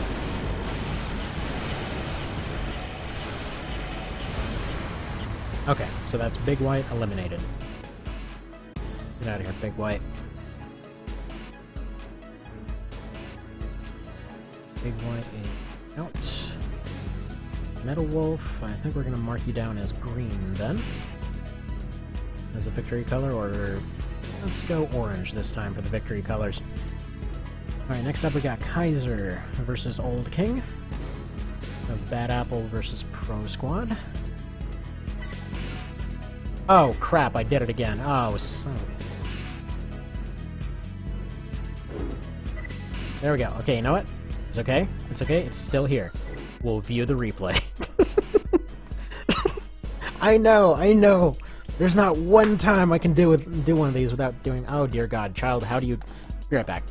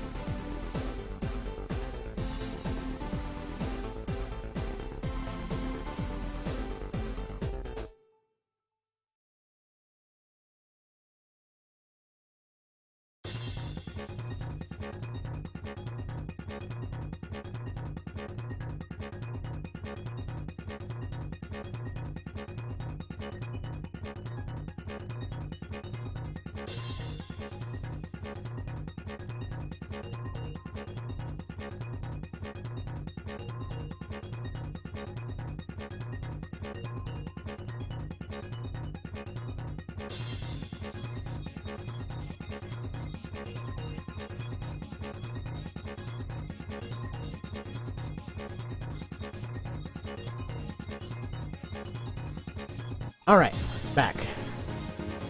Let's see. Hate Stinger, beloved look of that head? Yeah, so this last fight, definitely, no contest, just because Metal Wolf was so much more maneuverable than Big White, and that was intentional. Because the Big White is one very janky piece of crap in SO... or... How am I saying SOL? That doesn't make any sense whatever. Soundline. There we go. That's an actual game. Okay, so we got Kaiser versus Old King. Are we pretending this is gonna be a chance? Alright, Bad Apple versus Pro Squad. Let's do this thing. Guess Old King is more getting executed than actually participating. Well, we'll see. Yeah, so far the one that's had the most undisputed victories has been Kaiser. And that's mostly just because of his tendency to run up to stuff and just shoot it in the chin. Okay. Frost region. Yeah, that's actually one thing that could potentially go for Old King, and I would love it if Kaiser ended up losing to Old King here. Not... like, I love Kaiser as a build and AC and everything, but dude, I always friggin' love when an underdog wins it. And this is the epitome of underdogness, because he's there as a complete throwaway, this guy's definitely gonna die, suicide wish character in FA. And he doesn't really fare much better in this one. Alright, so his only hope of actually pulling out a win here is if he runs in close, does a very close-range flank. There's literally no other possible way for him to win this. At least not that I can think of, aside from Kaiser completely derping out. And you can try to lame him out with the high-accuracy missiles here, but that'll at most get him down to like 1,000. And he's very trash at dodging these missiles right now. Just so you know, they're all set up, with few exceptions, to actually fully dodge missiles, so there really wouldn't be a reason for them not to dodge anything. Oh, yeah, please win on 7 AP, that's likely. Alright, so that's Old King dead. Old King, you are died. Alright. Pray for Adieu here. Come on, Adieu, please pull it off, please pull it off. Okay, so Adieu versus Jacko. Adieu squad versus Awesome. Alright. Roll this. Okay, we got Grand Arena.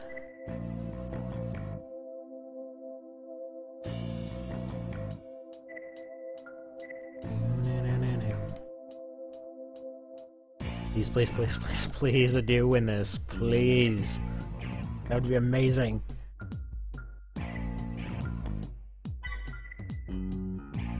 The odds are low. He's got really sucky energy defense, but he's got some pretty decent mobility. Again, it's not impossible, it's just shockingly improbable. Let's roll that 0.001%, huh?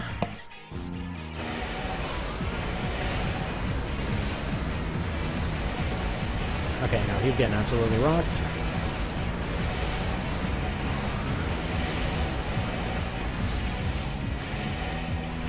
Alright, come on, Jacko, just bug out and keep firing at the wall or something.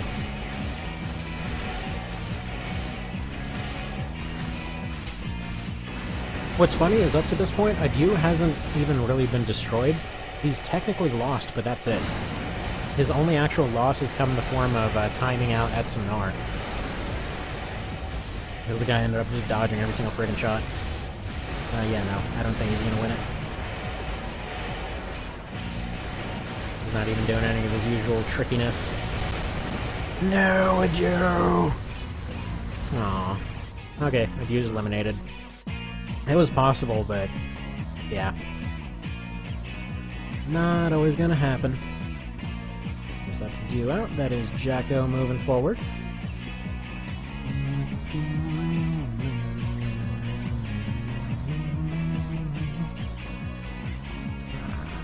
Let's see. Probably pull this list back up, huh? That would be a smart thing to do for smart people. There we are. So here's the list. Yeah, I was hoping for him to win too. Didn't Adieu beat Jacko on the Hills map? Did he? Let me see.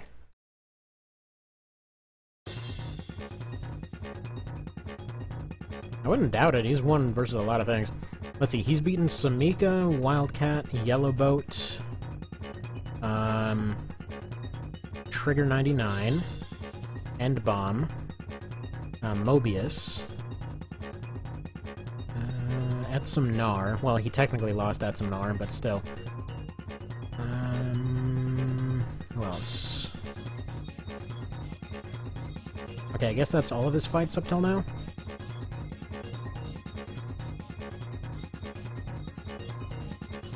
At least all that are coming up in the search immediately, because it's kind of a weird clusterclub to search for. Yeah, that looks like all of them. I mean, it was very possible. A Supplice versus a Pool. Okay.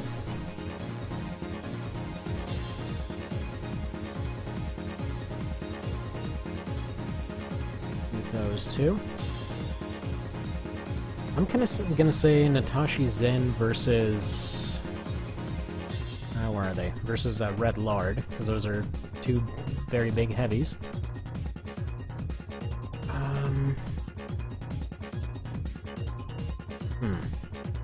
I don't want to see how Bathyscaph does against Pokey.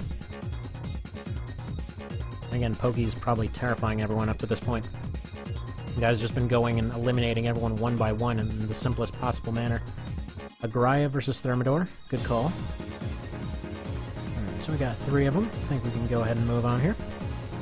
So, Police, War Hippie versus Turkey. Take off spreadsheet. There we go.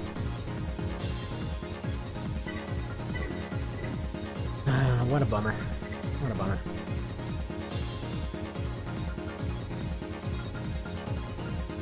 Who the hell was fighting here?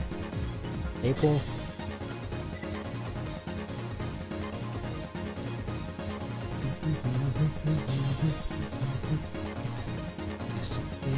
War Hippie.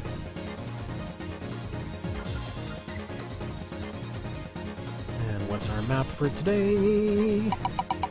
That would be Rose Highland.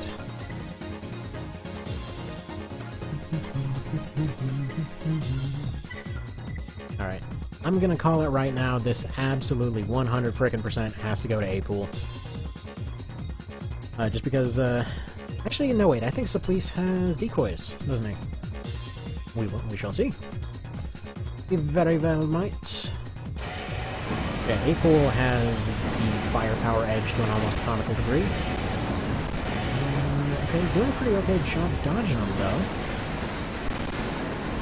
Okay, so, okay, I probably shouldn't even call him Supplice, but, Berlioz's best bet here is pretty much to run A-Pool out of missiles, and if he's able to do so, then he's got it, no question. Which, those missiles are almost gone, they're from the pursuits. Okay, no, that wasn't enough to finish him off. Okay, so that is Berlioz eliminated.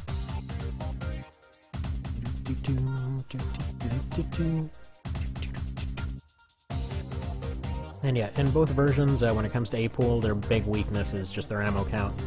They really can't make a fight last more than a few minutes. Okay, so we got Turkey versus a U squad.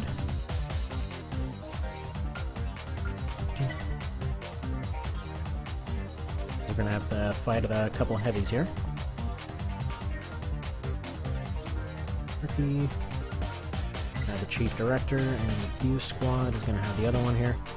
So these two, obviously they've shown up quite a few times, but this guy is just the AC of the Director of Armored Corps back when he was originally doing Master of Arena. He just wanted to do a bit of a self-insert build, so he built a pretty overpowered tank.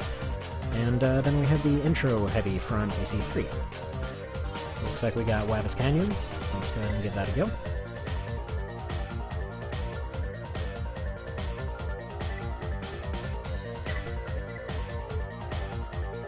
And it goes. It goes, and it goes, and it goes, and it goes. This can go either way, I don't really even want to call it.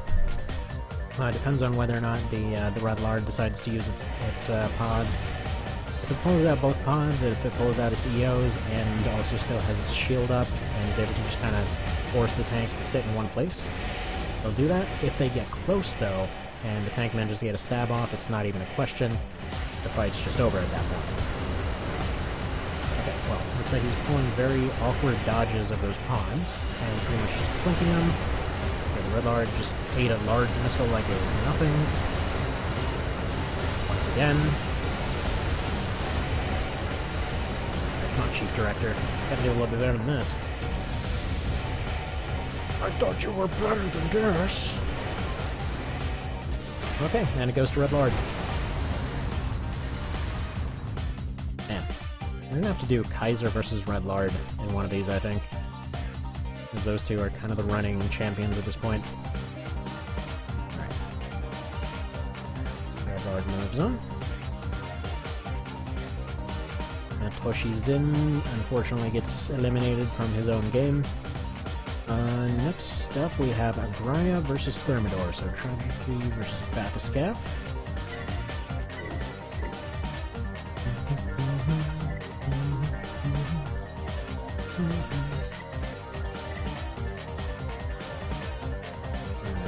There's Thermidor. What kind of map are we fighting on? Looks like... Alright, looks like Hangar, but gonna be a bit of an awkward fight in the Hangar, but it's fine. They're both hit and run builds. It might turn out interesting. Just might. It also might not.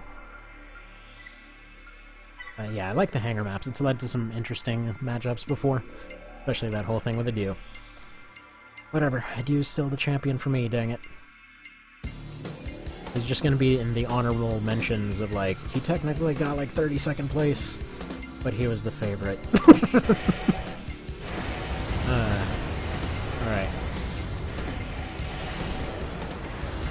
Yeah, go figure, soon as the string of his luck runs out, he just can't perform in public. Oh man, speaking of performing in public, just... what's his friggin' face? There was this thing of, like, kitchen utensil reviews. I gotta link it right now.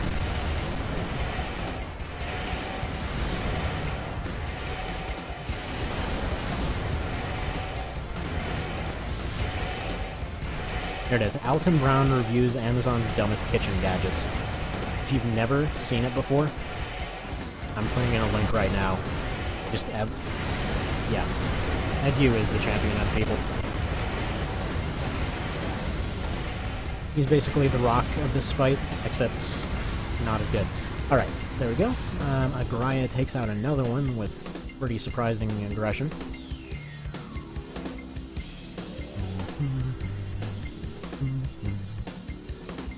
But yeah, that kitchen gadgets thing, there's this thing in there called the Eggy, and it's supposed to, or the Rolly? I think it's called the Rolly, actually.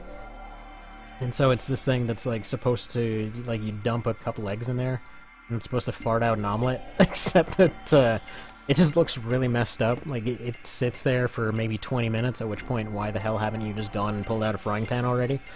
And, just slowly bubbles up this, like, sad, floppy excuse for an omelet. It's pretty gross looking.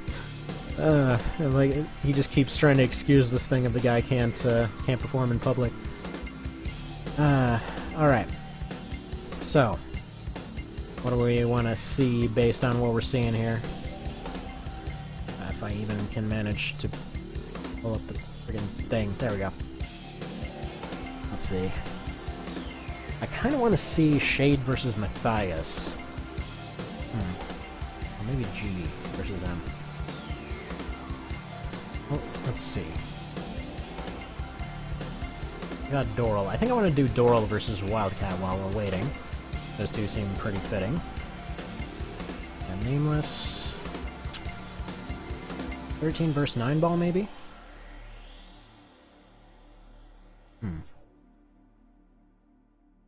Okay. Got a double for Shade versus Matthias. Where are you, Matthias? And or not Matthias. There you are. There you are. And then let's pick one more. I kinda want to say Nameless versus Quebec. Oh. Maybe. Or Rotten versus Wussbot. What do you guys think? Metal Wolf versus Matthias? He just got picked to fight Shade, though. Let's see, we can probably do Metal Wolf versus Bathyscaph. That seems like a pretty fair matchup. Or maybe even versus Rotten.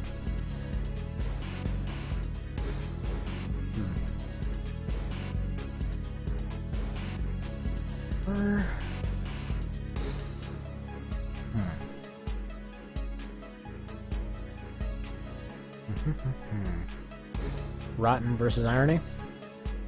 Yeah, that's gonna be one-sided. How the hell is Irony still here? That's what I want to know. How the crap has Irony made it this far? Like, he's one of the worst. Like, almost hands down the worst, actually. Alright, moving on. Who's fighting who here? Alright, so first things first, Shade v Matthias. And Murky Waters versus Mobile Armor. Hang on. Got weird emulator lag going on. What is going on with that?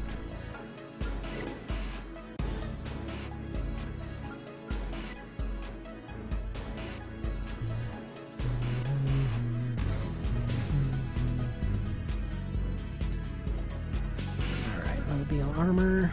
Got Matthias over here with the Funeral Mask. I'm fairly certain Matthias is winning this one. And just on firepower alone. Shade is in Murky Waters. Where are you, Murky Waters? There you are. And what map are we fighting on? Wheel. Yari Block. Alright, so we're fighting in the shade. Fair enough. Two fairly darkness-themed ACs fighting in the dark. Why the crap not?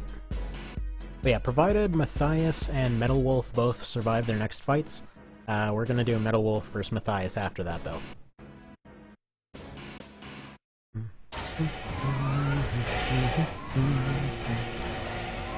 Yes! Arthur Sky Tribal came back! Wow. Okay, so completely pounding him so far. And that's the thing, that's the only reason Matthias has made it so far. So, obviously you may notice, all of his weapons, if you've played AC2, all of his stuff is downscaled, but he's far more aggressive and he uses them far more often. So, pretty much he tries to do more with less kind of thing. And also, if he ends up hitting with that dagger blade, that's basically the end of a fight right there. So he should be pretty accurate, he should be able to keep up speed-wise, and he almost pulled off a mid-air crotch shank. Holy hell. Man. Matthias is pretty scary in this one. Like, even though he's technically way weaker, it's kind of amazing how good his AI can be at times. Like, sometimes he'll derp out and just sit there, but when he goes for it, he goes for it. That's a stylish finish. He just kept the plasma cannon around for that very last shot. Alright, that's Shade eliminated. Don't even care that he's one of my favorites. That was a really good fight.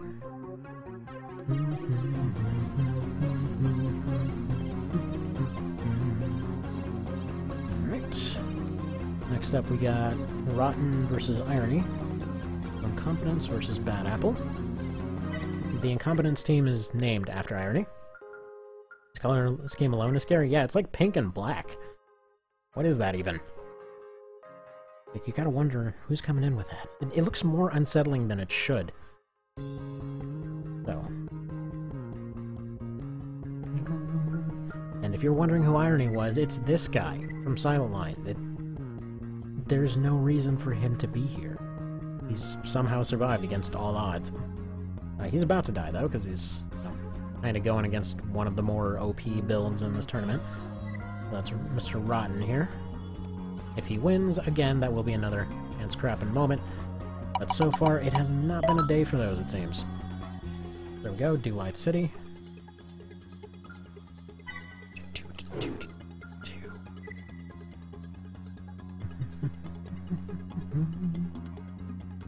So, the funny part is, by and large, up to this point, every fight that I can recall with Irony in it, he's mostly just won on using the, just kind of completely overpowering very early into the fight. I don't think he's ever gotten a win by timeout or anything else. Which the odds would have been pretty slim for him, so if he gets super close here, unloads everything into Mr. Rotten, then he's got a chance. Like, DPS is his only hope. He doesn't even need to worry about defense because he doesn't have it. And yeah, no, he's toast. He's absolutely freaking toast because he's about 20 meters too far away. Okay. That was a pounding. Pounding and a half. Ironing, get out of here. How did you make it this far? Did you just come in the back entrance? That's what she said. Majority Party versus Underdoge for this last one.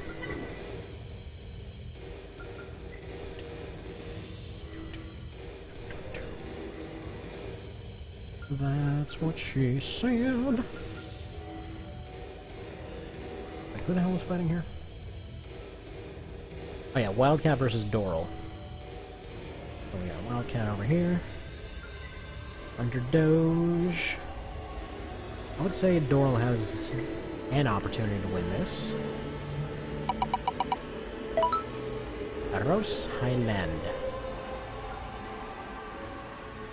There we go. You have to fight in the Highlands. Exactly, why? That is the question. Why have both of these guys made it this far?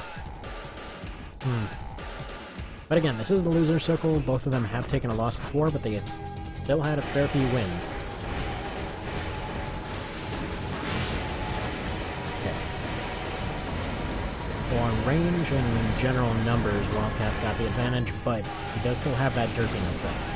Okay, bear in mind, like, his whole AI is intentionally broken because obviously he is mentally broken. So at any point, he might just randomly start staring off into space and then die. So, as to what Doral's here with hiding in a corner with a shield and trying to snipe with rockets, I don't know. Mysterious to say the least. Okay, there we go. So he's going aggressive. This is where his opportunity comes in. If Wildcat loses track of him, he can potentially win it. If he gets him with a mines, he can win it. And that's kind of either column A or column B or not at all. I wouldn't even call that catching up. Fast Reaper, yeah. Okay, so we kind of got him with the mines a little bit. Caught up with AP somewhat. Okay, I think he might be derping out. That's the thing, if he ever loses his lockbox, then this fight might be over. But, I think, what the hell are you doing, Crosswag? He's like, no, I'm done. I'm out. There's no hope. I have tried literally everything except for getting behind this guy. Okay, so that's Doral eliminated. What a shame. And Wildcat, of all things, continues on to even more of the finals. Alright, so that's 3 more rounds. Let's pull up the spreadsheet.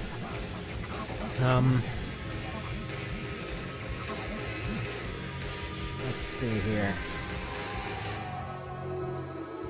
Probably do Yellow Boat versus Warlord. Seems acceptable. Need to do something with Metal Wolf here. Oh, no, wait, Metal Wolf already moved on, Matthias already moved on, so that's the next round. Alright, so we've got Wussbot, Rotten, G, Snap, Pokey, Shatter, Shadow Cow, B Generico, aka Surfire, Bathyscaph, Virtue, Quebec, Delta, 9-Ball, Nameless, 13, and Advent. Any requests? Metal Wolf versus Matthias? Yeah, well, that's gonna happen. That's already decided for next round. We're finishing off all the blue ones, and then we're moving on to the orange ones. Shadow Cow versus Pokey. Okay, we'll see if potentially he can actually get past Pokey here, because I don't know why Pokey's had so many issues. So we'll do that. And I don't want to do Snap versus Delta. Let's see. I'm going to do that one if there's no other requests when I pull up this window. Yeah, no. Another one, so we'll go ahead and do that one. Okay, so let's see. Apathetic versus Carnivore.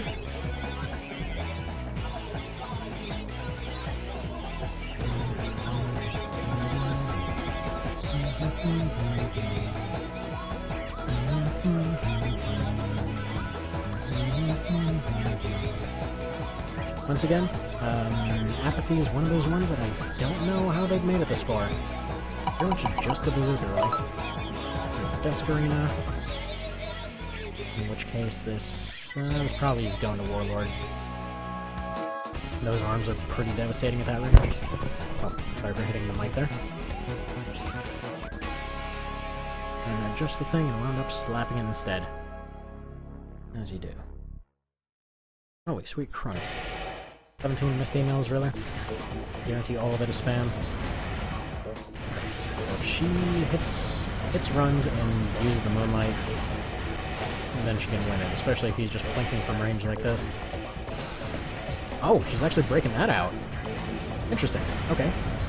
That's not really worked out for her in the past, but that would be pretty amazing if she ended up winning because of that now. Come on, slash him. Please. Warlord's one of those ones that also has really outstayed his welcome. Come on, get a range, get a range. What are you doing? So he's sniping. Or he's barraging, I should say. Oh, you're kidding me. He's doing the thing again. He's one shot away, and... Dang it, come on! What are you doing? No! Unacceptable! What the... Ah! Okay, so she would have absolutely won that one if she didn't decide she was going to go for a tricky finish. Alright, so that's Yellow Boat eliminated. Like, no, I gotta finish him off with my kneeling gun. I can't possibly go and just win the fight normally with this thing that's caused all the damage so far. Yeah, well, Warlord moves on. Okay, next we got Pokey versus Shadow Cow. So, Mobile versus Meme Dream. Yeah, kill shot by EO, exactly. That never happens. And that one of all of them. Deal. Shadow Cow versus Mim Dream and the Pokey. So yeah, if you missed it earlier, the Pokey has pretty much consistently only won on the incompetence of others. So far, every single other one has just completely underestimated him and decided, nah, I'm gonna stand in front of this guy, it's gonna work out great, and then they get stabbed in the face and die. Okay, we rolled the hanger, so that's already a bad sign.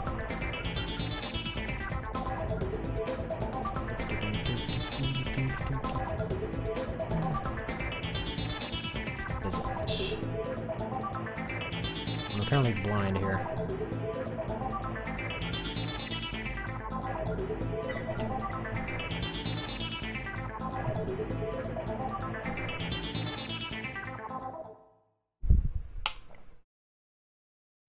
So this has been a mystery, to say the least. Alright, come on, Mr. Cow. Come on. You can be the champion we need. Like, the funny part is, as long as he keeps hopping around and he doesn't do the same thing that all the other ones did, where he just randomly stops and, like, stands in place, I can only assume that somehow Azure has made an AI here that will, like, I don't know, like it's got some Cobra stare or something that just entrances stuff to sit in place while it runs up and stabs it. It's the only possible... Again! It's happening again!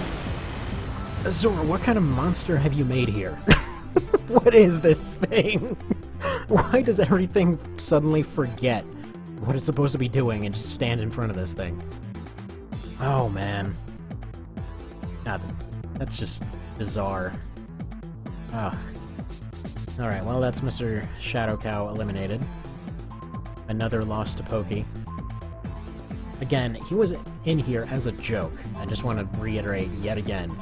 Like, even when I mentioned to Azure, like, 3 or so rounds ago that this guy was still in it, his only question was why. How the hell has it made it this far? Okay, so we got Snap versus Delta for the Nexus thing versus the AC3 thing. The Incompetence versus 4-1.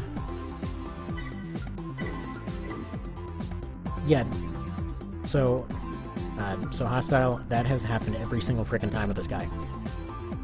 That's why I had that, just as a joke, that's why I had the Pokemon theme playing on the very last time that he showed up on just a standalone thing. Because I was thinking it was going to happen again, and sure enough it did. because it just keeps happening. Confidence versus...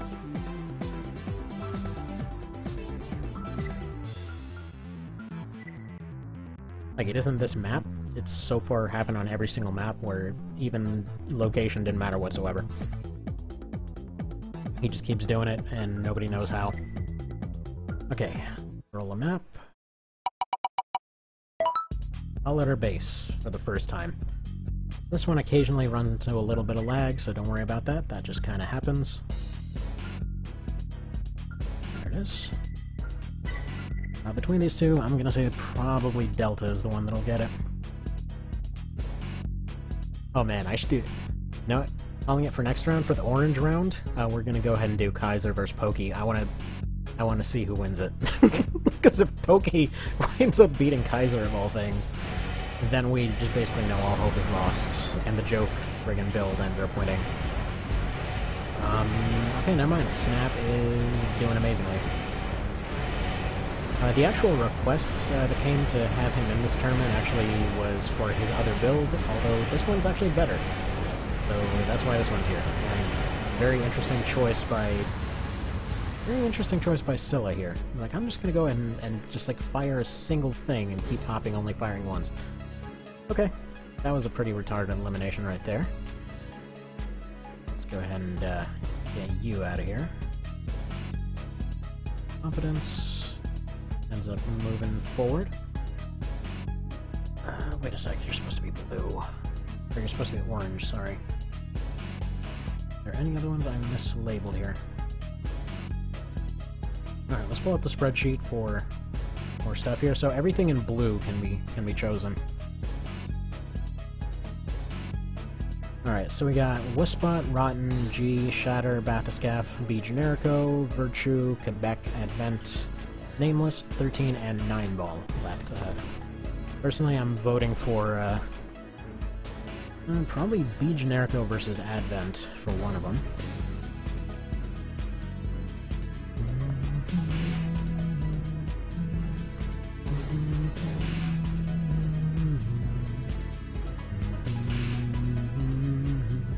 9 Ball versus Rotten. You really want to see... Wait a minute, Rotten just fought, didn't he? Yeah, no, Rotten just fought. He should be orange. That's my mistake.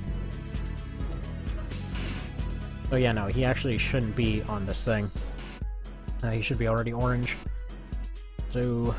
Okay, G versus Virtue, that makes sense. Probably G's gonna win that without any question, but you never friggin' know. That's been the running theme. Okay, so we got Shatter, Quebec, Nameless, 13, 9 Ball, and Wuspot. Which, despite the name Wuspot, he's actually really good, so just FYI. So I already picked one. Had one already picked. Need one more. Gonna go ahead and get second Nameless first 9 Ball. You got it. Alright. And Wasted Lead.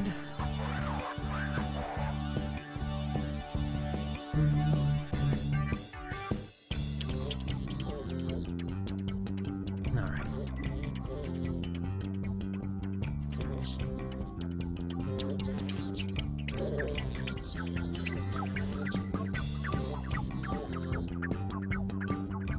Find a Wasted Lead where that's at. There we go.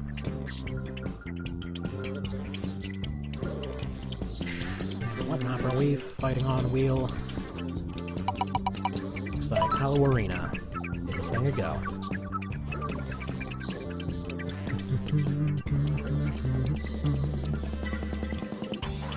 There we go. Figure this one has to go to B Generico.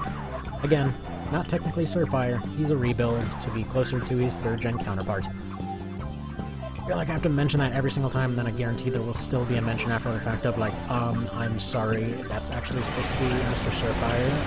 You did it wrong. And no, it's intentional. It's very intentional. Alright. Yeah, it seems like... seems like Advent is mostly taking off. They're still very close. He's slowly catching up here, it seems. Oh, never mind. Actually, Advent might win. showed up in his UFO and decided to take over. Come on, B. Generico. You already took out all line sign, at least you can friggin' make sure that his legacy lives on.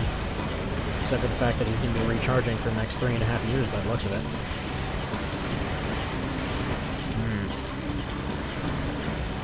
There we go, we got rockets and EO going in. Close range, he's got much better odds, but he's still really embarrassingly failing here.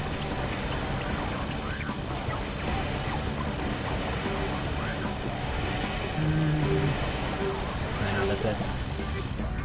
So that is B. Generico / Surfire eliminated, and all further explanations of what the hell he is eliminated, unfortunately. So he's out of here. And Advent moves forward. Let's see, there's a lot. I'm liking the mix of different builds that actually managed to make it this far. So far, I think we have stuff from almost every generation that's actually made it. There's supposed to be orange, not blue. Next up, we have G versus Virtue. Well, I'm certainly going to G. Hello there versus Tricky.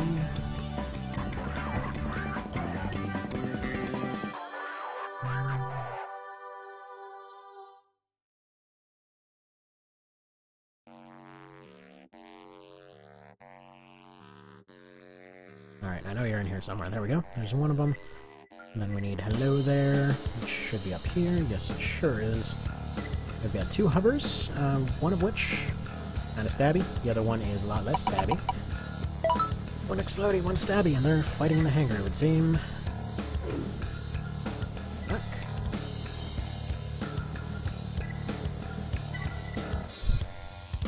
Okay. Fast forward this just a little bit. Just a little bit. I'm not so stabbed.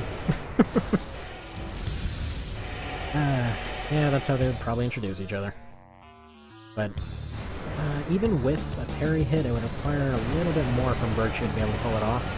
So last time they didn't even land a single parry and still won. Okay, you had more than enough time to actually do something there, Virtue. You had way more than enough time to pull off something. Although they're winning, even without that parry, they're winning. Kind of another champion of improbable wins taking place here.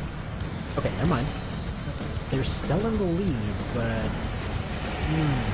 oh, wow. Okay. That was really close. Okay, so G moves forward. Very last-second win there with what is generally viewed as a pretty impractical weapon, so... Go ahead and take that. They were both relatively impractical. You know, I see a lot of people saying that the Spartoys, aka just the double-fire missiles, aren't very good. But they potentially can be. They've actually got a pretty decent amount of stuff to them. Okay, Nameless versus 9-Ball. Got a U and War Hippie.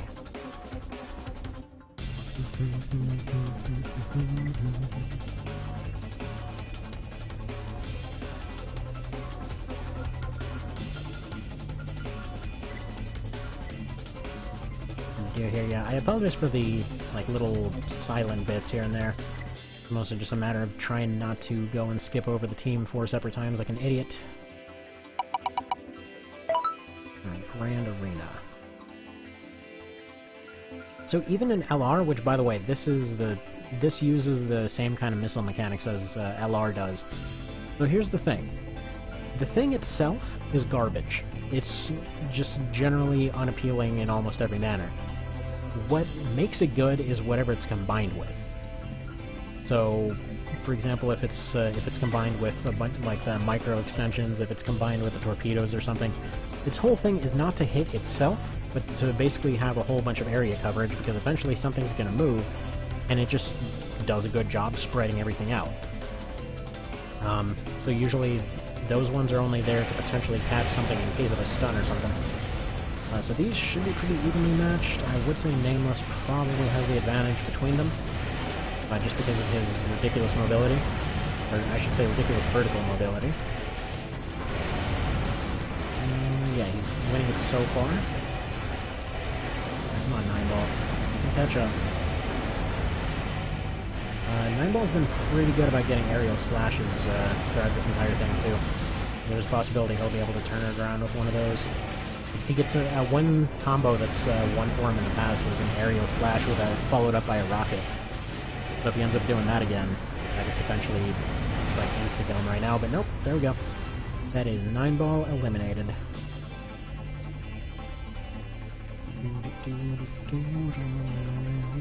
And Nameless moves on to the orange round.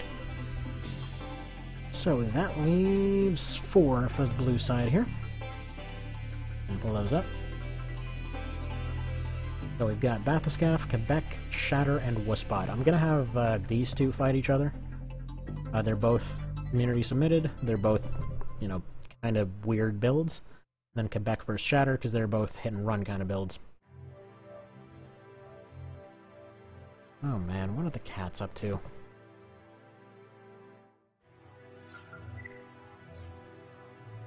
Definitely hear the cats getting up to something. Idri versus Pro Squad. Okay. I hope Quebec wins this. I think of the ones that are left, he's probably my favorite. It's just everything about his build is so freaking cool. It's this weird spider, insecty looking monstrosity. Alright, and where are they fighting?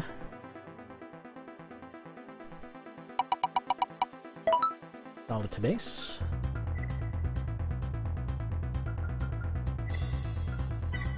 And there we go. Yeah, I don't know if somebody's disconnecting and reconnecting or something. It keeps, like, jumping from, like, 4 to 5. But yeah, so the reason that the Spartoy is bad and LR is just most missiles seem bad in that one.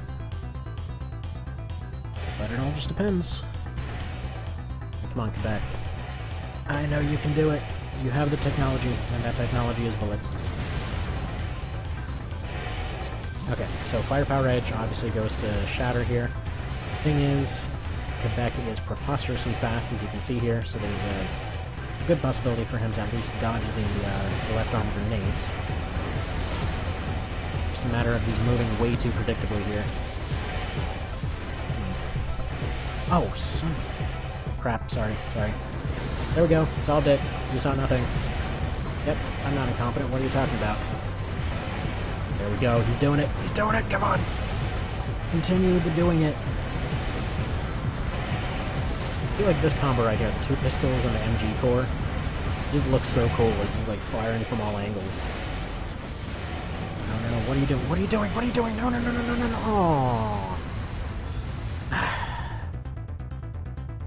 And another of my favorites go dead. Welp. Goodbye, Mr. Quebec. Hello, Mr. Shatter. I don't know from outsiders that the music, that ER thing. Get Good versus Bathyscaph. Yeah, I think that's the OST. Sorry, I know, I did the dumb. It's off the screen now. I did it wrong.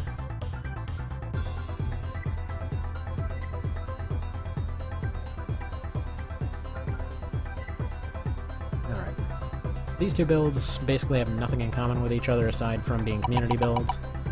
They got Rose Highland. So they're basically just the last two left over. Not really a whole lot of common ground, like I said. Wait, that's not the Highland? That's the Highland. What's the range? How the hell has the range actually not been rolled this time? Seems like a lot of fights happen on the range. And it just keeps going between, like, the Highland and the arenas. Oh well. By the way, before somebody mentions the whole there's a random option thing, yes, there are specifically some maps that are not in this tournament due to ECM or the AI not knowing how they work, for instance. Alright, come on, soda baskets. You can do it!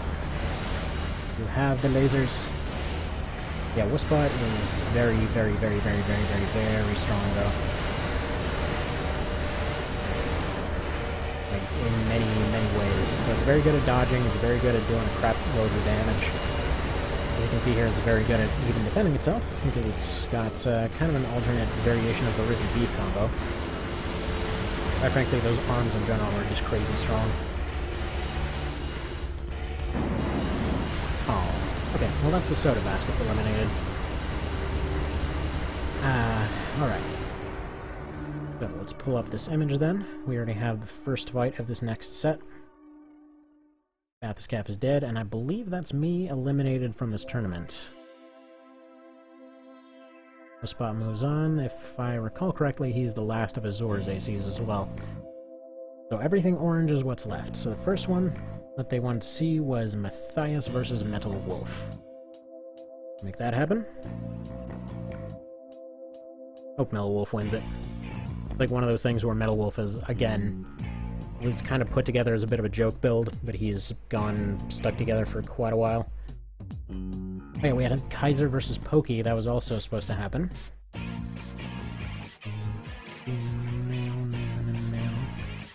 I don't want to do Wuspot versus Warlord. What do you think? Need a request to do stuff. Agraya versus Apool. Alright, we might finally see the end of Agraya then.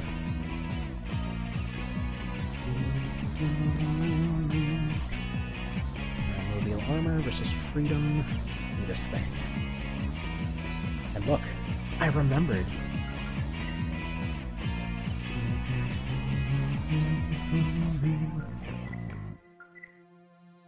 Okay. Wait, no, I just ended up going to the exact same thing again. Derp, derp, derp, derp, where's Freedom? Here's Freedom, etc. Let's find a map. Fights happen there. Frost region. Okay, this will be decided in the snow. Two of the most awesome ones to make it this far.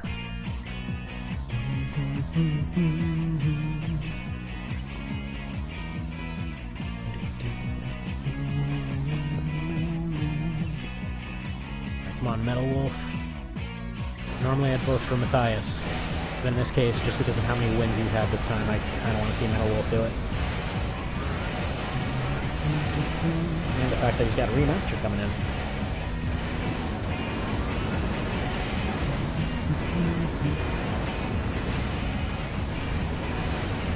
There you go, all those missiles. That always gets people off guard. It's funny because like even AIs that know that they're supposed to be dodging stuff seem to just not be able to dodge those pod missiles when they're fired from behind. Yeah, there we go. Metal Wolf is gonna win it. Jeez. Okay, yeah, no. Matthias didn't even try any tricks there. He didn't even try to do any jumpy stuff or whatever else. He just kind of died. Okay, that's Matthias gone. And Metal Wolf moving on to yet another round. And mark you as dark red. Alright. Next up we got Kaiser versus Pokey. First Squad versus Moondream. Certainly took a helping of corn, exactly.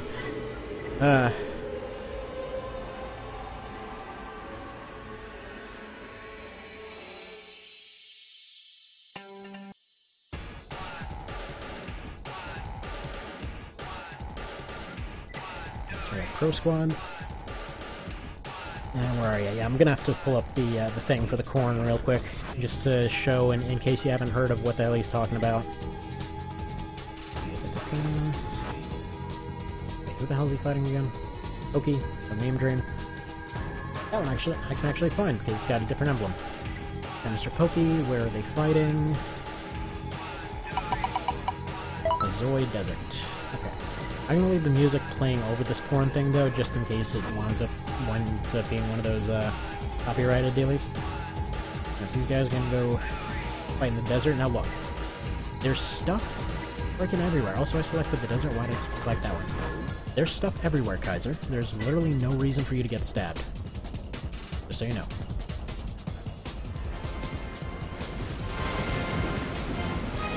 Gentlemen, behold! Corn! Oh, okay. You know, this is pretty nice. Yet I am kind of hungry. Good! Then let the mating begin! So yeah, if you were wondering what the deal was with corn, there you go.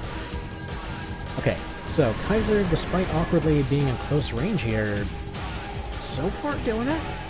So far the closest one, believe it or not, has been that quad from the LR intro.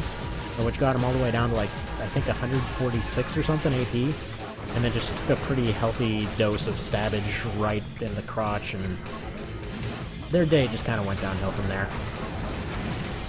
It's funny because they survived the first one, they got away, and then still, they pulled it off. So yeah, Kaiser's awkward side strafing seems to be doing the job here. Now, if you're wondering why he's not boosting around as much, so the thing that made him scary in 3... Oh, okay, well he got a stab off, but finally Mr. Pokey has been eliminated. That took some going, I gotta say. Okay, so Mr. Pokey is RIP. Kaiser moves on to the red round, as I'm going for dark red on the colors here.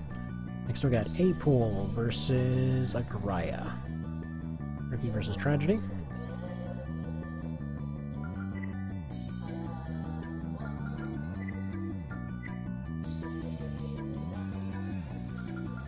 Now, in order for this to be fair, this needs to be an open map, and I kind of want to see the range in action again, so we're going to go ahead and do that.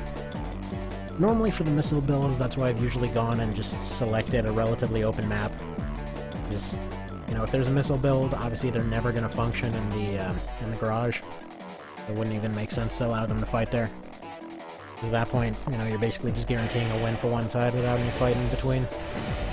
Like, as long as it doesn't disadvantage either one, it's kind of what I generally go for. But I'm gonna say this has to go to A-Pool, because Agraya, despite being crazy aggressive, probably won't even be able to get any close here.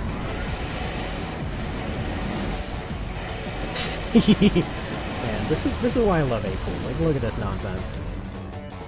When they shine bright. Okay, so that is A-Pool moving forward to the next round. Agraya is eliminated.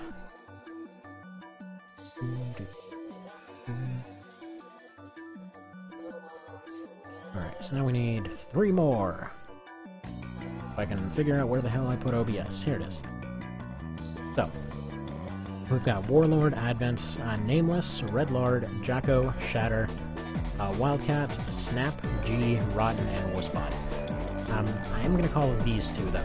So, Wuspot and Rotten are going to fight each other. So while you're looking at that, I'll go ahead and get them pulled up.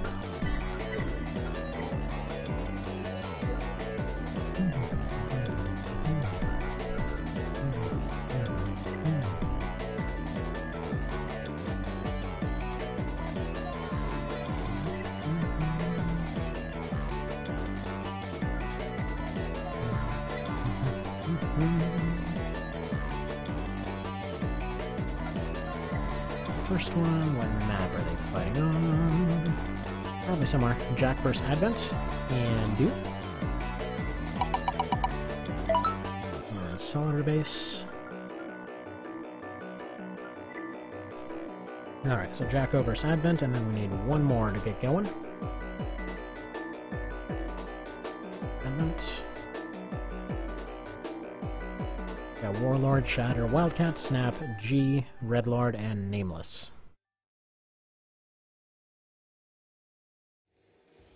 Okay, don't see another one yet. Give it like 10 more seconds. 9, 8, 7, 6, 5, 4, 3, 2, 1. Redlord versus Wildcat. That'll be fair. Cool. Alright. Goodbye, Wildcat. You've been amusing. Man, if Redlord ends up derping out, though, would love that one. Let's do this thing. Actually, come to think of it, so Adieu beat Evangel. Evangel lost to Jacko, and then Jacko beat Adieu. So I'm pretty sure that just confirms that Jacko would technically beat Evangel. Despite the fact that technically Evangel beat him, but we're gonna ignore that. We might as well just call it random. Any of these fights is gonna go either way, that's what makes it fun.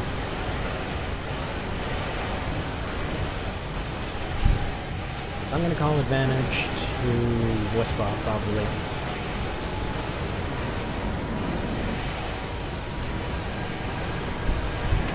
Now you might be wondering why, considering he's currently experiencing pretty thorough rectal reaming. That's mostly just due to range. Normally, the Rotten here is really inaccurate, and right there it just suddenly pulled the most impressive accuracy it's ever had. Alright, that is the Wussbot defeated. Goodbye, Wussbot, you are ripped. Rotten moves on to the next round. Alright. Next we got Wildcat versus Radlard, so you and Starty Party. Oh, and by the way, if you're wondering why I'm loading the state back to this menu every single time now, that's mostly just to prevent any question of whether, you know, stuff's randomly going one way or the other. It resets the emulator to exactly that state, so I know that any wonkiness applies to all fights. And now that I've gone and given that explanation, I've completely forgotten what the hell I'm looking for. Starty Party and adieu. Gotcha.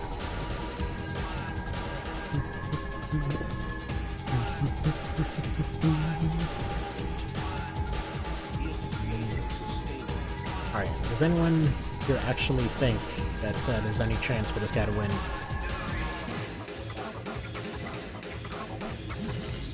I'm gonna go ahead and say it's pretty ridiculously unlikely.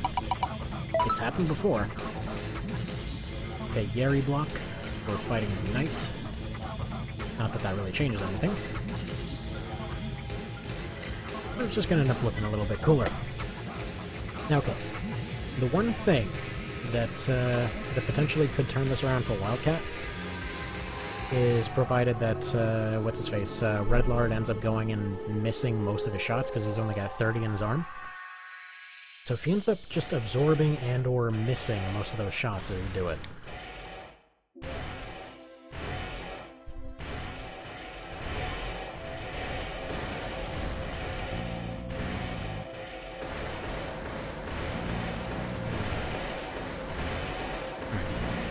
Almost chance in hell? That's pretty optimistic. Oh, and he's even out of energy. But that's okay. Don't worry, he was intentionally made wrong. That's something to always remember about Wildcat. He was intentionally made wrong, but he's still pretty good. Like, he will completely forget what he's doing midway through the fight. He'll just eat shots for no reason. He'll go and completely run himself out of energy. It's like, his AC is strong, but his mind is dumb. That's his whole shtick. So, okay, yeah, the odds are pretty slim at this point, and now they are non-existent. It looked a little bit possible for a while there with all those bazooka shots winning, but, or bazooka shots whizzing is what I meant to say. But, yeah, no, he's out. The Redlard moves on to the final, and I think we're actually going to have a rematch between Redlard and Kaiser for the final. Or yet another final, I should say. Okay, next we got Advent versus Jacko. Awesome versus Pro Squad.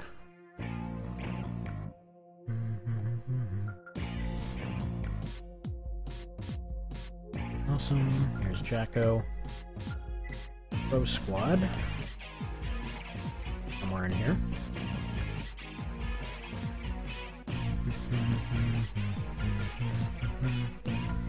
What?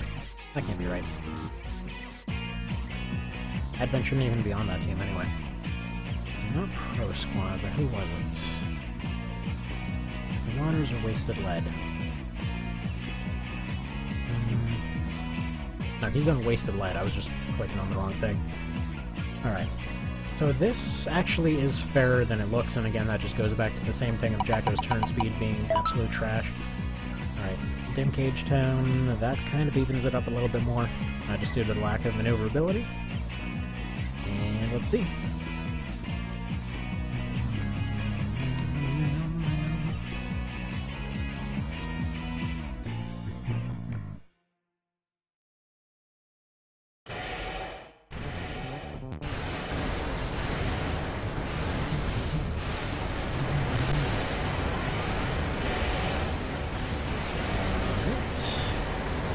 Barso Jacko.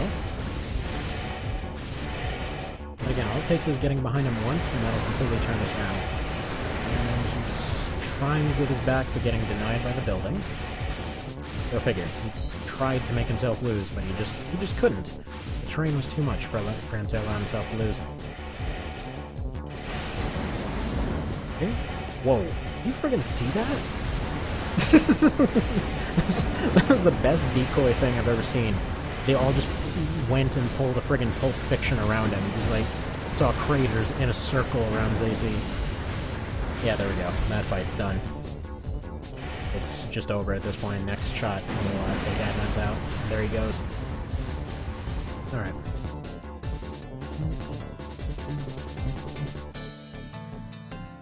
But Advent's another one that's kind of amazing made it so far.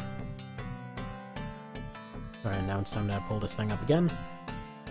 So everybody that is orange on this thing is fair game. We've got Warlord, Shatter, Snap, G, and Nameless. So there's 5. Basically, the 5th one that's left over will just automatically move on to the next round. Oh, no, actually. Whoever's left over will have to fight 13. I completely forgot they were here. Which is fine, because I'm pretty sure they would have won whatever anyway. So 13 is also in this. Actually, I'm going to go ahead and mark them as orange, because might as well. Alright. So, in that case, we've got G, Snap, Shatter, Warlord, Nameless, and 13. So, logically speaking, I would assume Nameless versus 13, Warlord versus Shatter, and G versus Snap. What do you guys think?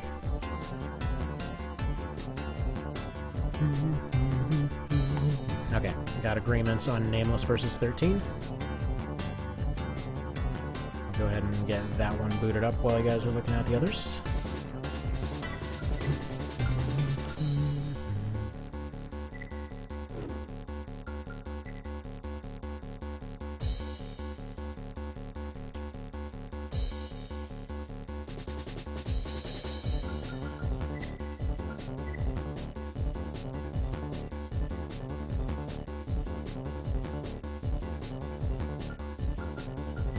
I really hope 13 wins it. 13's... Okay, I think 13 is my last favorite one that's still alive. Okay, G versus Snap. Yeah, so that sounds like... Sounds like everybody's in agreement there. Alright. Islands. Go ahead and mark these last ones then. G versus Snap, and then we got the last one of Warlord versus Shatter.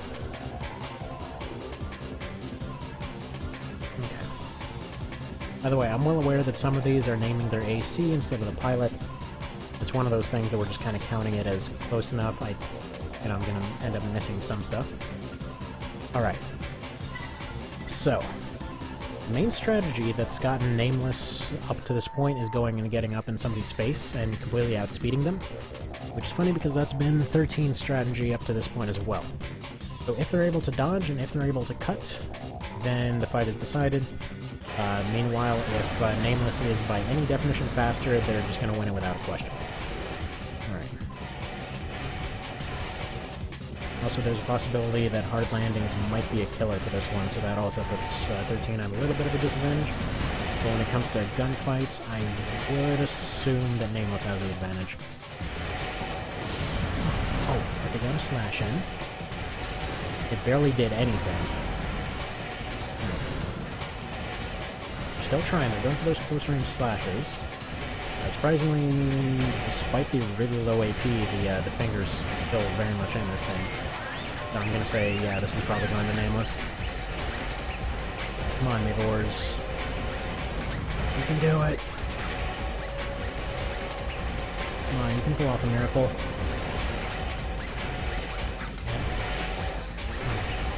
You had their back for a moment. I don't know what 13's doing, because they're getting Nameless's back, but then they're just doing this awkward little circle around them anyway? I don't really know what they're trying to do. See? Like, they're just getting their back, and they're like, I'm gonna take a really crappy snapshot, and then I'm gonna go ahead and give them my back. It's a bizarre dance, you guys. Alright. Let's just watch it from this angle. Oh! I gotta slash it, come on! Do another one of those. Do like another 3 of those.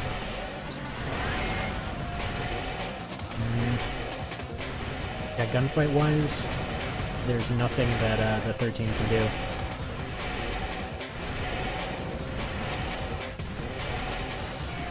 The EO has 22 shots, so that's more than enough. Even just getting flanking shots, like even if half those hit, that's the end of the fight just on its own. So it would take 2 to 3 slashes, like good slashes, for 13 to win it. Come on. Get off a little plink there. Via would need to miss 6 shots in a row, which just isn't going to happen. Come on, last second win. Ah, jeez. That's just a shame. Alright, well that's 13 eliminated.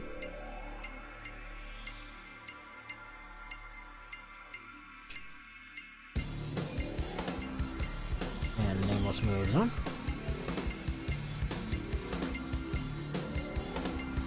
Let's say... probably purple. Or like... no, that's really hard to see, never mind. Blue. Not blue, that's also really hard to see. Hold on. What color are we gonna go? Wait, you guys are supposed to be red. Right. I already decided on that. So G versus Snap, so that's Turkey and Incompetence. Dancing fairies. Yep, exactly.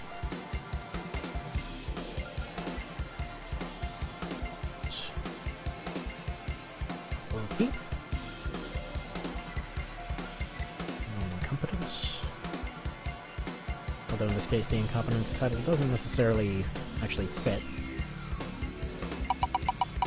Alright, and again with the Highlands.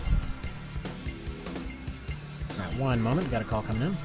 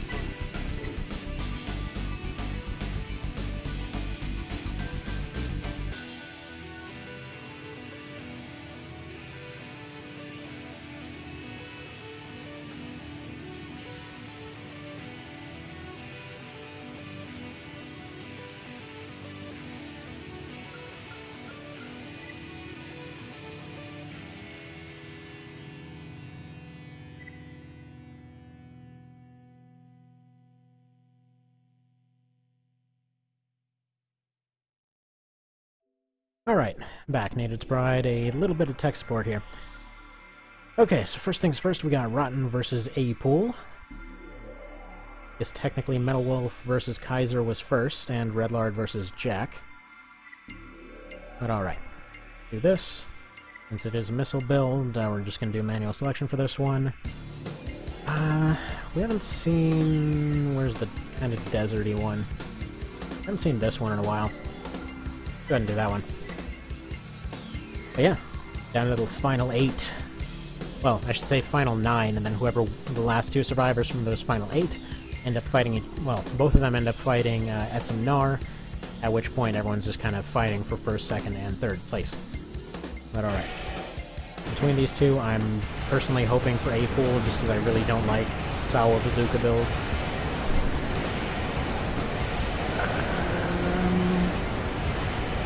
Okay, it's just a sheer DPS race at this point. Nobody's dodging anything. Okay, punched. That's close. Oh man, that's close. Okay. So that's Rotten taken out at the final 8 with 23 AP. Holy crap. Thing was holding on by like a friggin' screw. And that screw itself was all bent and misshapen. Okay, so that's Rotten out. That is... Where the hell are they? Yeah, I forgot to move G up, so I guess G is just kind of moving forward.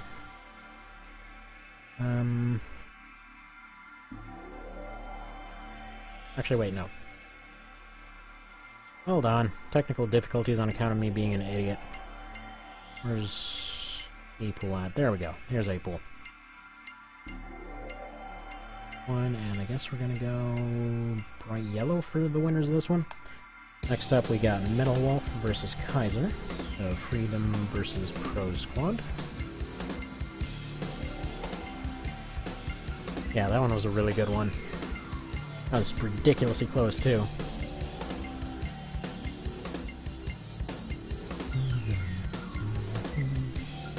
And this is another one that's probably going to tax both of them.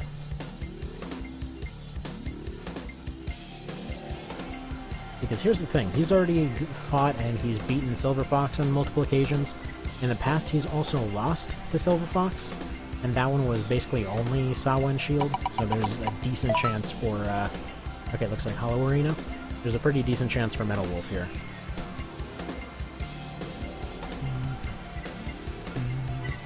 So this map, kind of evens it up. There's really no range to be had.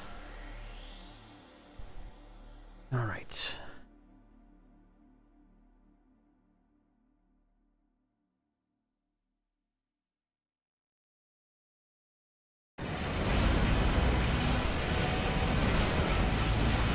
Come on, Metal Wolf. Or Kaiser. I really don't care. Both these guys are awesome. Oh man, actually Metal Wolf is in the lead right now. For some reason. Oh man, if he goes for a rock... dude, he almost sniped him with a rocket pod. If he wasn't going for the rockets, he'd be winning it right now. Nope, he would have won it, but then he screwed it up with those rocket pods. Okay, or missile pods, but using them as rockets. Okay, Kaiser moves forward.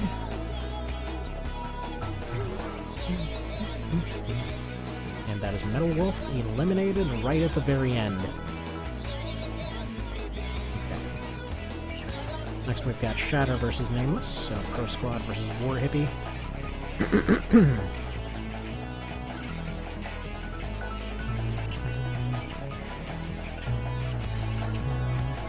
Can't help but notice that Pro Squad's repeatedly coming back, as is War Hippie. Alright, Nameless. Where are these guys fighting? Looks like the factory.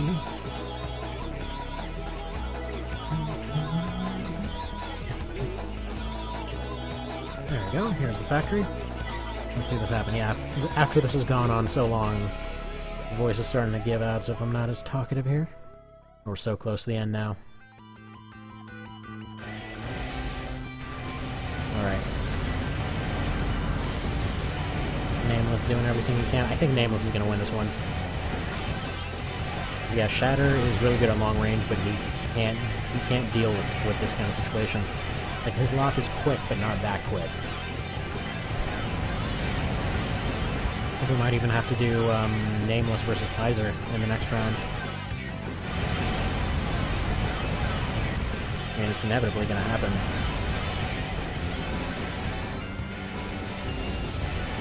Calling it right now, Nameless and Kaiser are going to be the last two probably standing. And then against Etsamnar, and then... I guess it just depends who wins between Kaiser and Nameless. There we go, there's Spite taken out. Or Shatter taken out, I should say.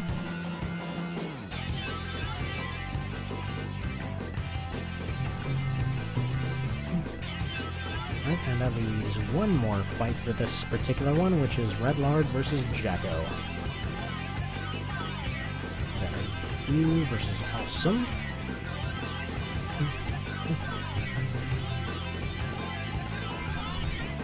And I'm gonna say Jacko, probably.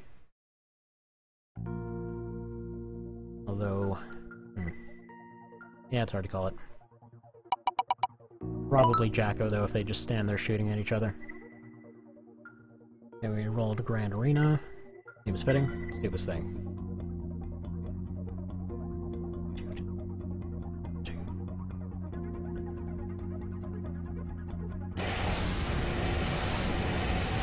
Yeah, no, Jacko's pretty solidly punching through here.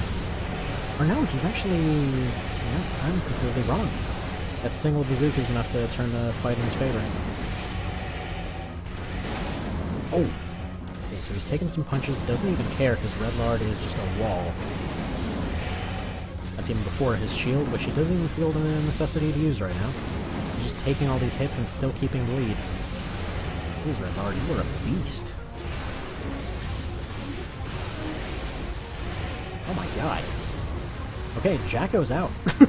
Redlard just freaking tanked all of that. Wow. Alright, well...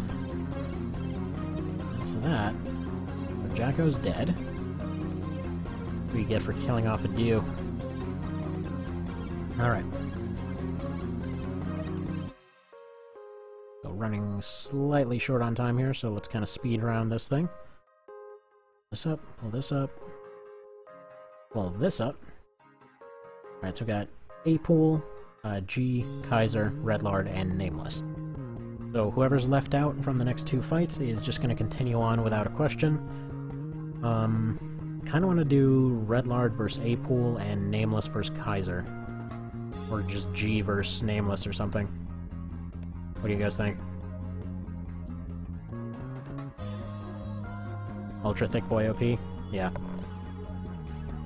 Wasn't expecting Retard to win. Yeah, no, he just doesn't believe in pain. Yeah, I mean, he's ridiculously tanky. That's the thing, he's lost in the past in that same matchup. It's just... sometimes he winds up taking way more punishment than he should be able to. Alright, so... Redlard, A-Pool, G, Nameless. Sounds good?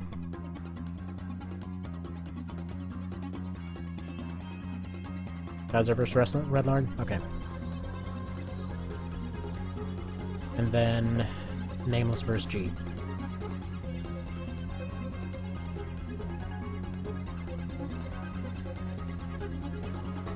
Or A-Pool versus Nameless? Well, we have to have G in this, though, because he didn't even fight last round.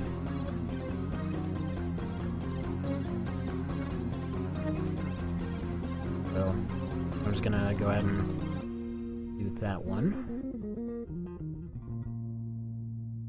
Alright, so Kaiser...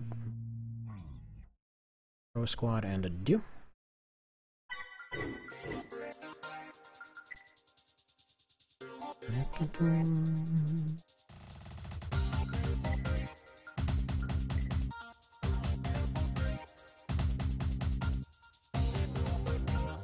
Do this thing.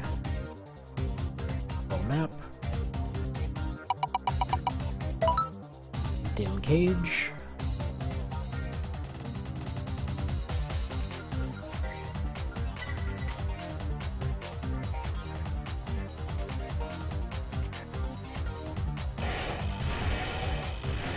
Funny part is, Red Lard is even overweight. He just doesn't even care.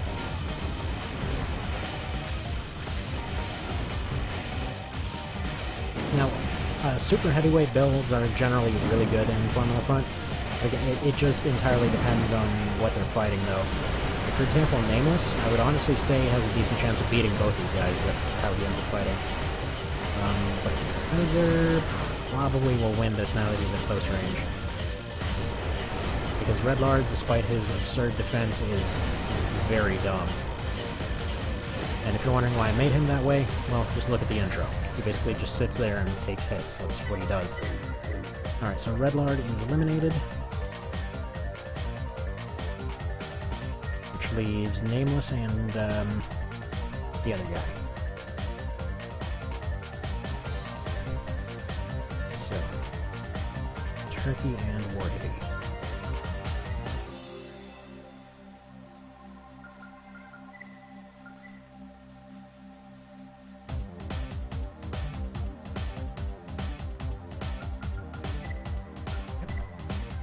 Go ahead and do the desert for this one so that they both have a lot of space to move around.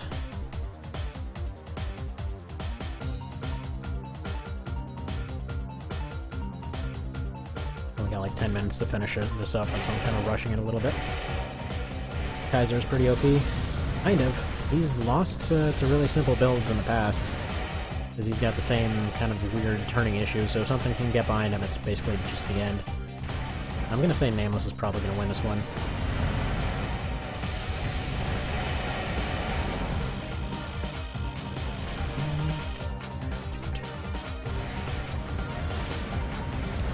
Or not. Huh. Okay, there's a weird back and forth here.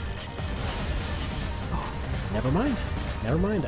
G just beat Nameless. Alright. Wasn't expecting that one.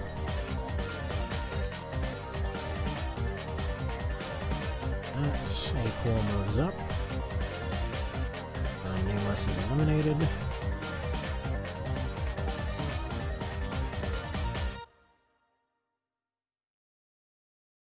A-Pool just automatically moves up. Next we're gonna have G versus A-Pool. But I think Kaiser's are in this spot. But both are in the Turkey team. Just because that one was already requested earlier, and we need to have one more fight between these guys before we can do the final three.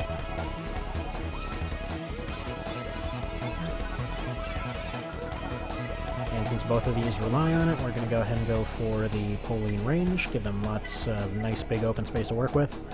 I believe these guys have actually fought before, and I want to say A-Pool ended up winning, like first round. I could be mistaken on that, but I do distinctly remember him going and dodging a crazy amount of missiles with surprising precision. Actually, that might have been Joker that I'm thinking of. No, so he's going to miss his first shot, he's going to take a bunch of missiles. Yeah, this is probably going to A-Pool. He doesn't seem to want to get close for some reason, and he actually hasn't even landed. There we go, he finally landed a shot. But it's not going to be enough, he's done. Unless he pulls off some amazing dodges all of a sudden and gets an overheat, yeah, he's done for. There's nothing he can do. That brings us down to the final three, so G is eliminated. We've got A-Pool, Kaiser, and Etzimnar. Okay, so Kaiser and A-Pool are going to fight first of all. Actually, each of these are going to fight Etzim, I should clarify. First off, let's go to this. Etzim is on 4-1. 4-1. We'll go ahead and save it as this. First up against Pro Squad. What map are we fighting in? Color base.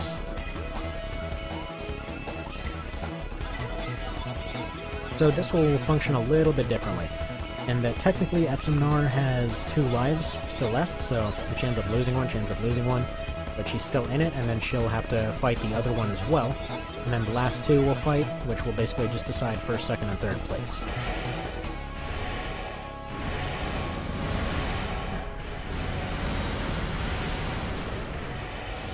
wouldn't really expect Etzim to win this, to be totally honest. I'm pretty sure Kaiser won the tournament, but I don't know. Miracles do happen. The Selena is unfortunately a little bit ridiculously accurate, so you never know. Actually, if she pulls off some missile stuff, she may be able to beat him. Come on, switch to missiles right now. Just do it. Come on, Etzim. The missiles, it's your best bet. You're doing okay. You can turn it around. You can win it. Just switch the missiles. Why are you not doing that? He's gonna do it in just a sec, though. Okay, why are your extensions not on? Do it, do it, do it, do it, do it, do it, do it! Oh! Holy crap! Look at that! Okay. So, there we go. I'm pretty sure Kaiser just took 3rd place. It all just comes down to whether A-Pool is able to beat her now. Man! Tell me that wasn't awesome. Okay. So now we got A-Pool on Team Turkey. And because it's obligatory, they're going to go ahead and fight on the range. Or, let's just go fight in the snow.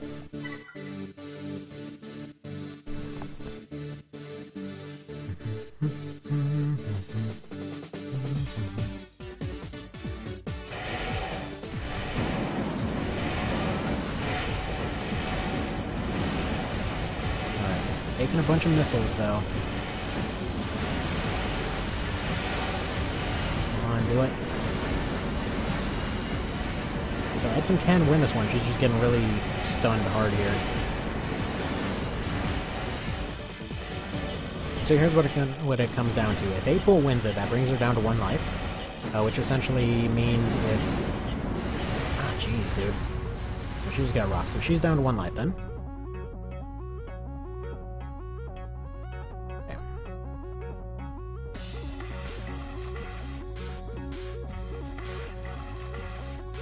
So she's down to 1. Now, if A-Pool beats Kaiser, then they will end up getting a rematch against Etzim Nar.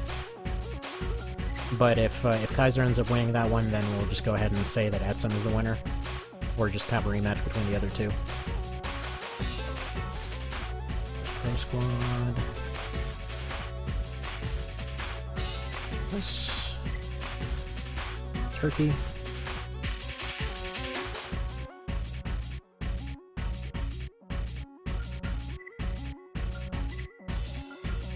Do this one. Alright.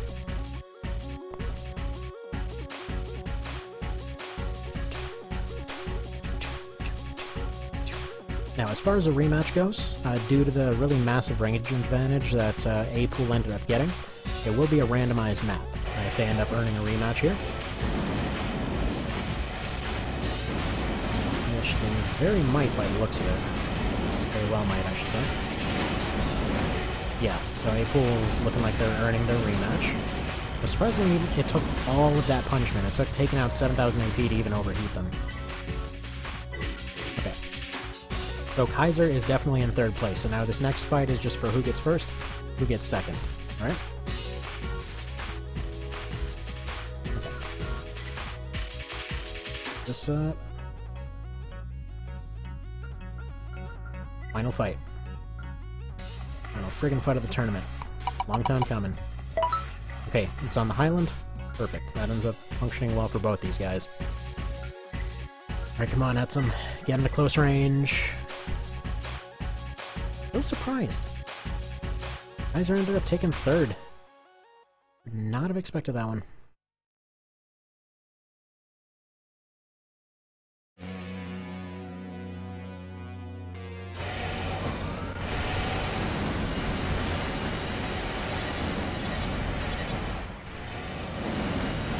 Why are you not dodging at some...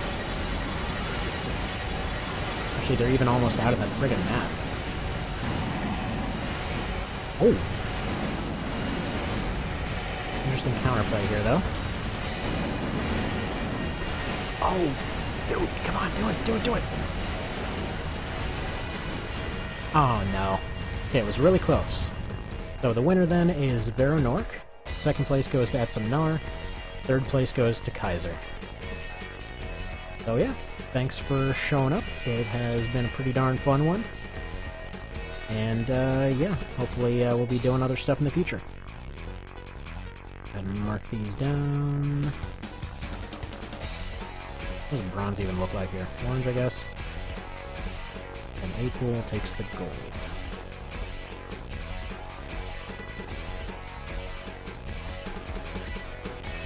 And there we are. That's what it ends up looking like. A-Pool wins it. Kaiser takes third. Etzim takes second. And yeah, that'll be that. So thanks for watching. Have a good one. And yeah, if you want to see any future tournaments, let me know.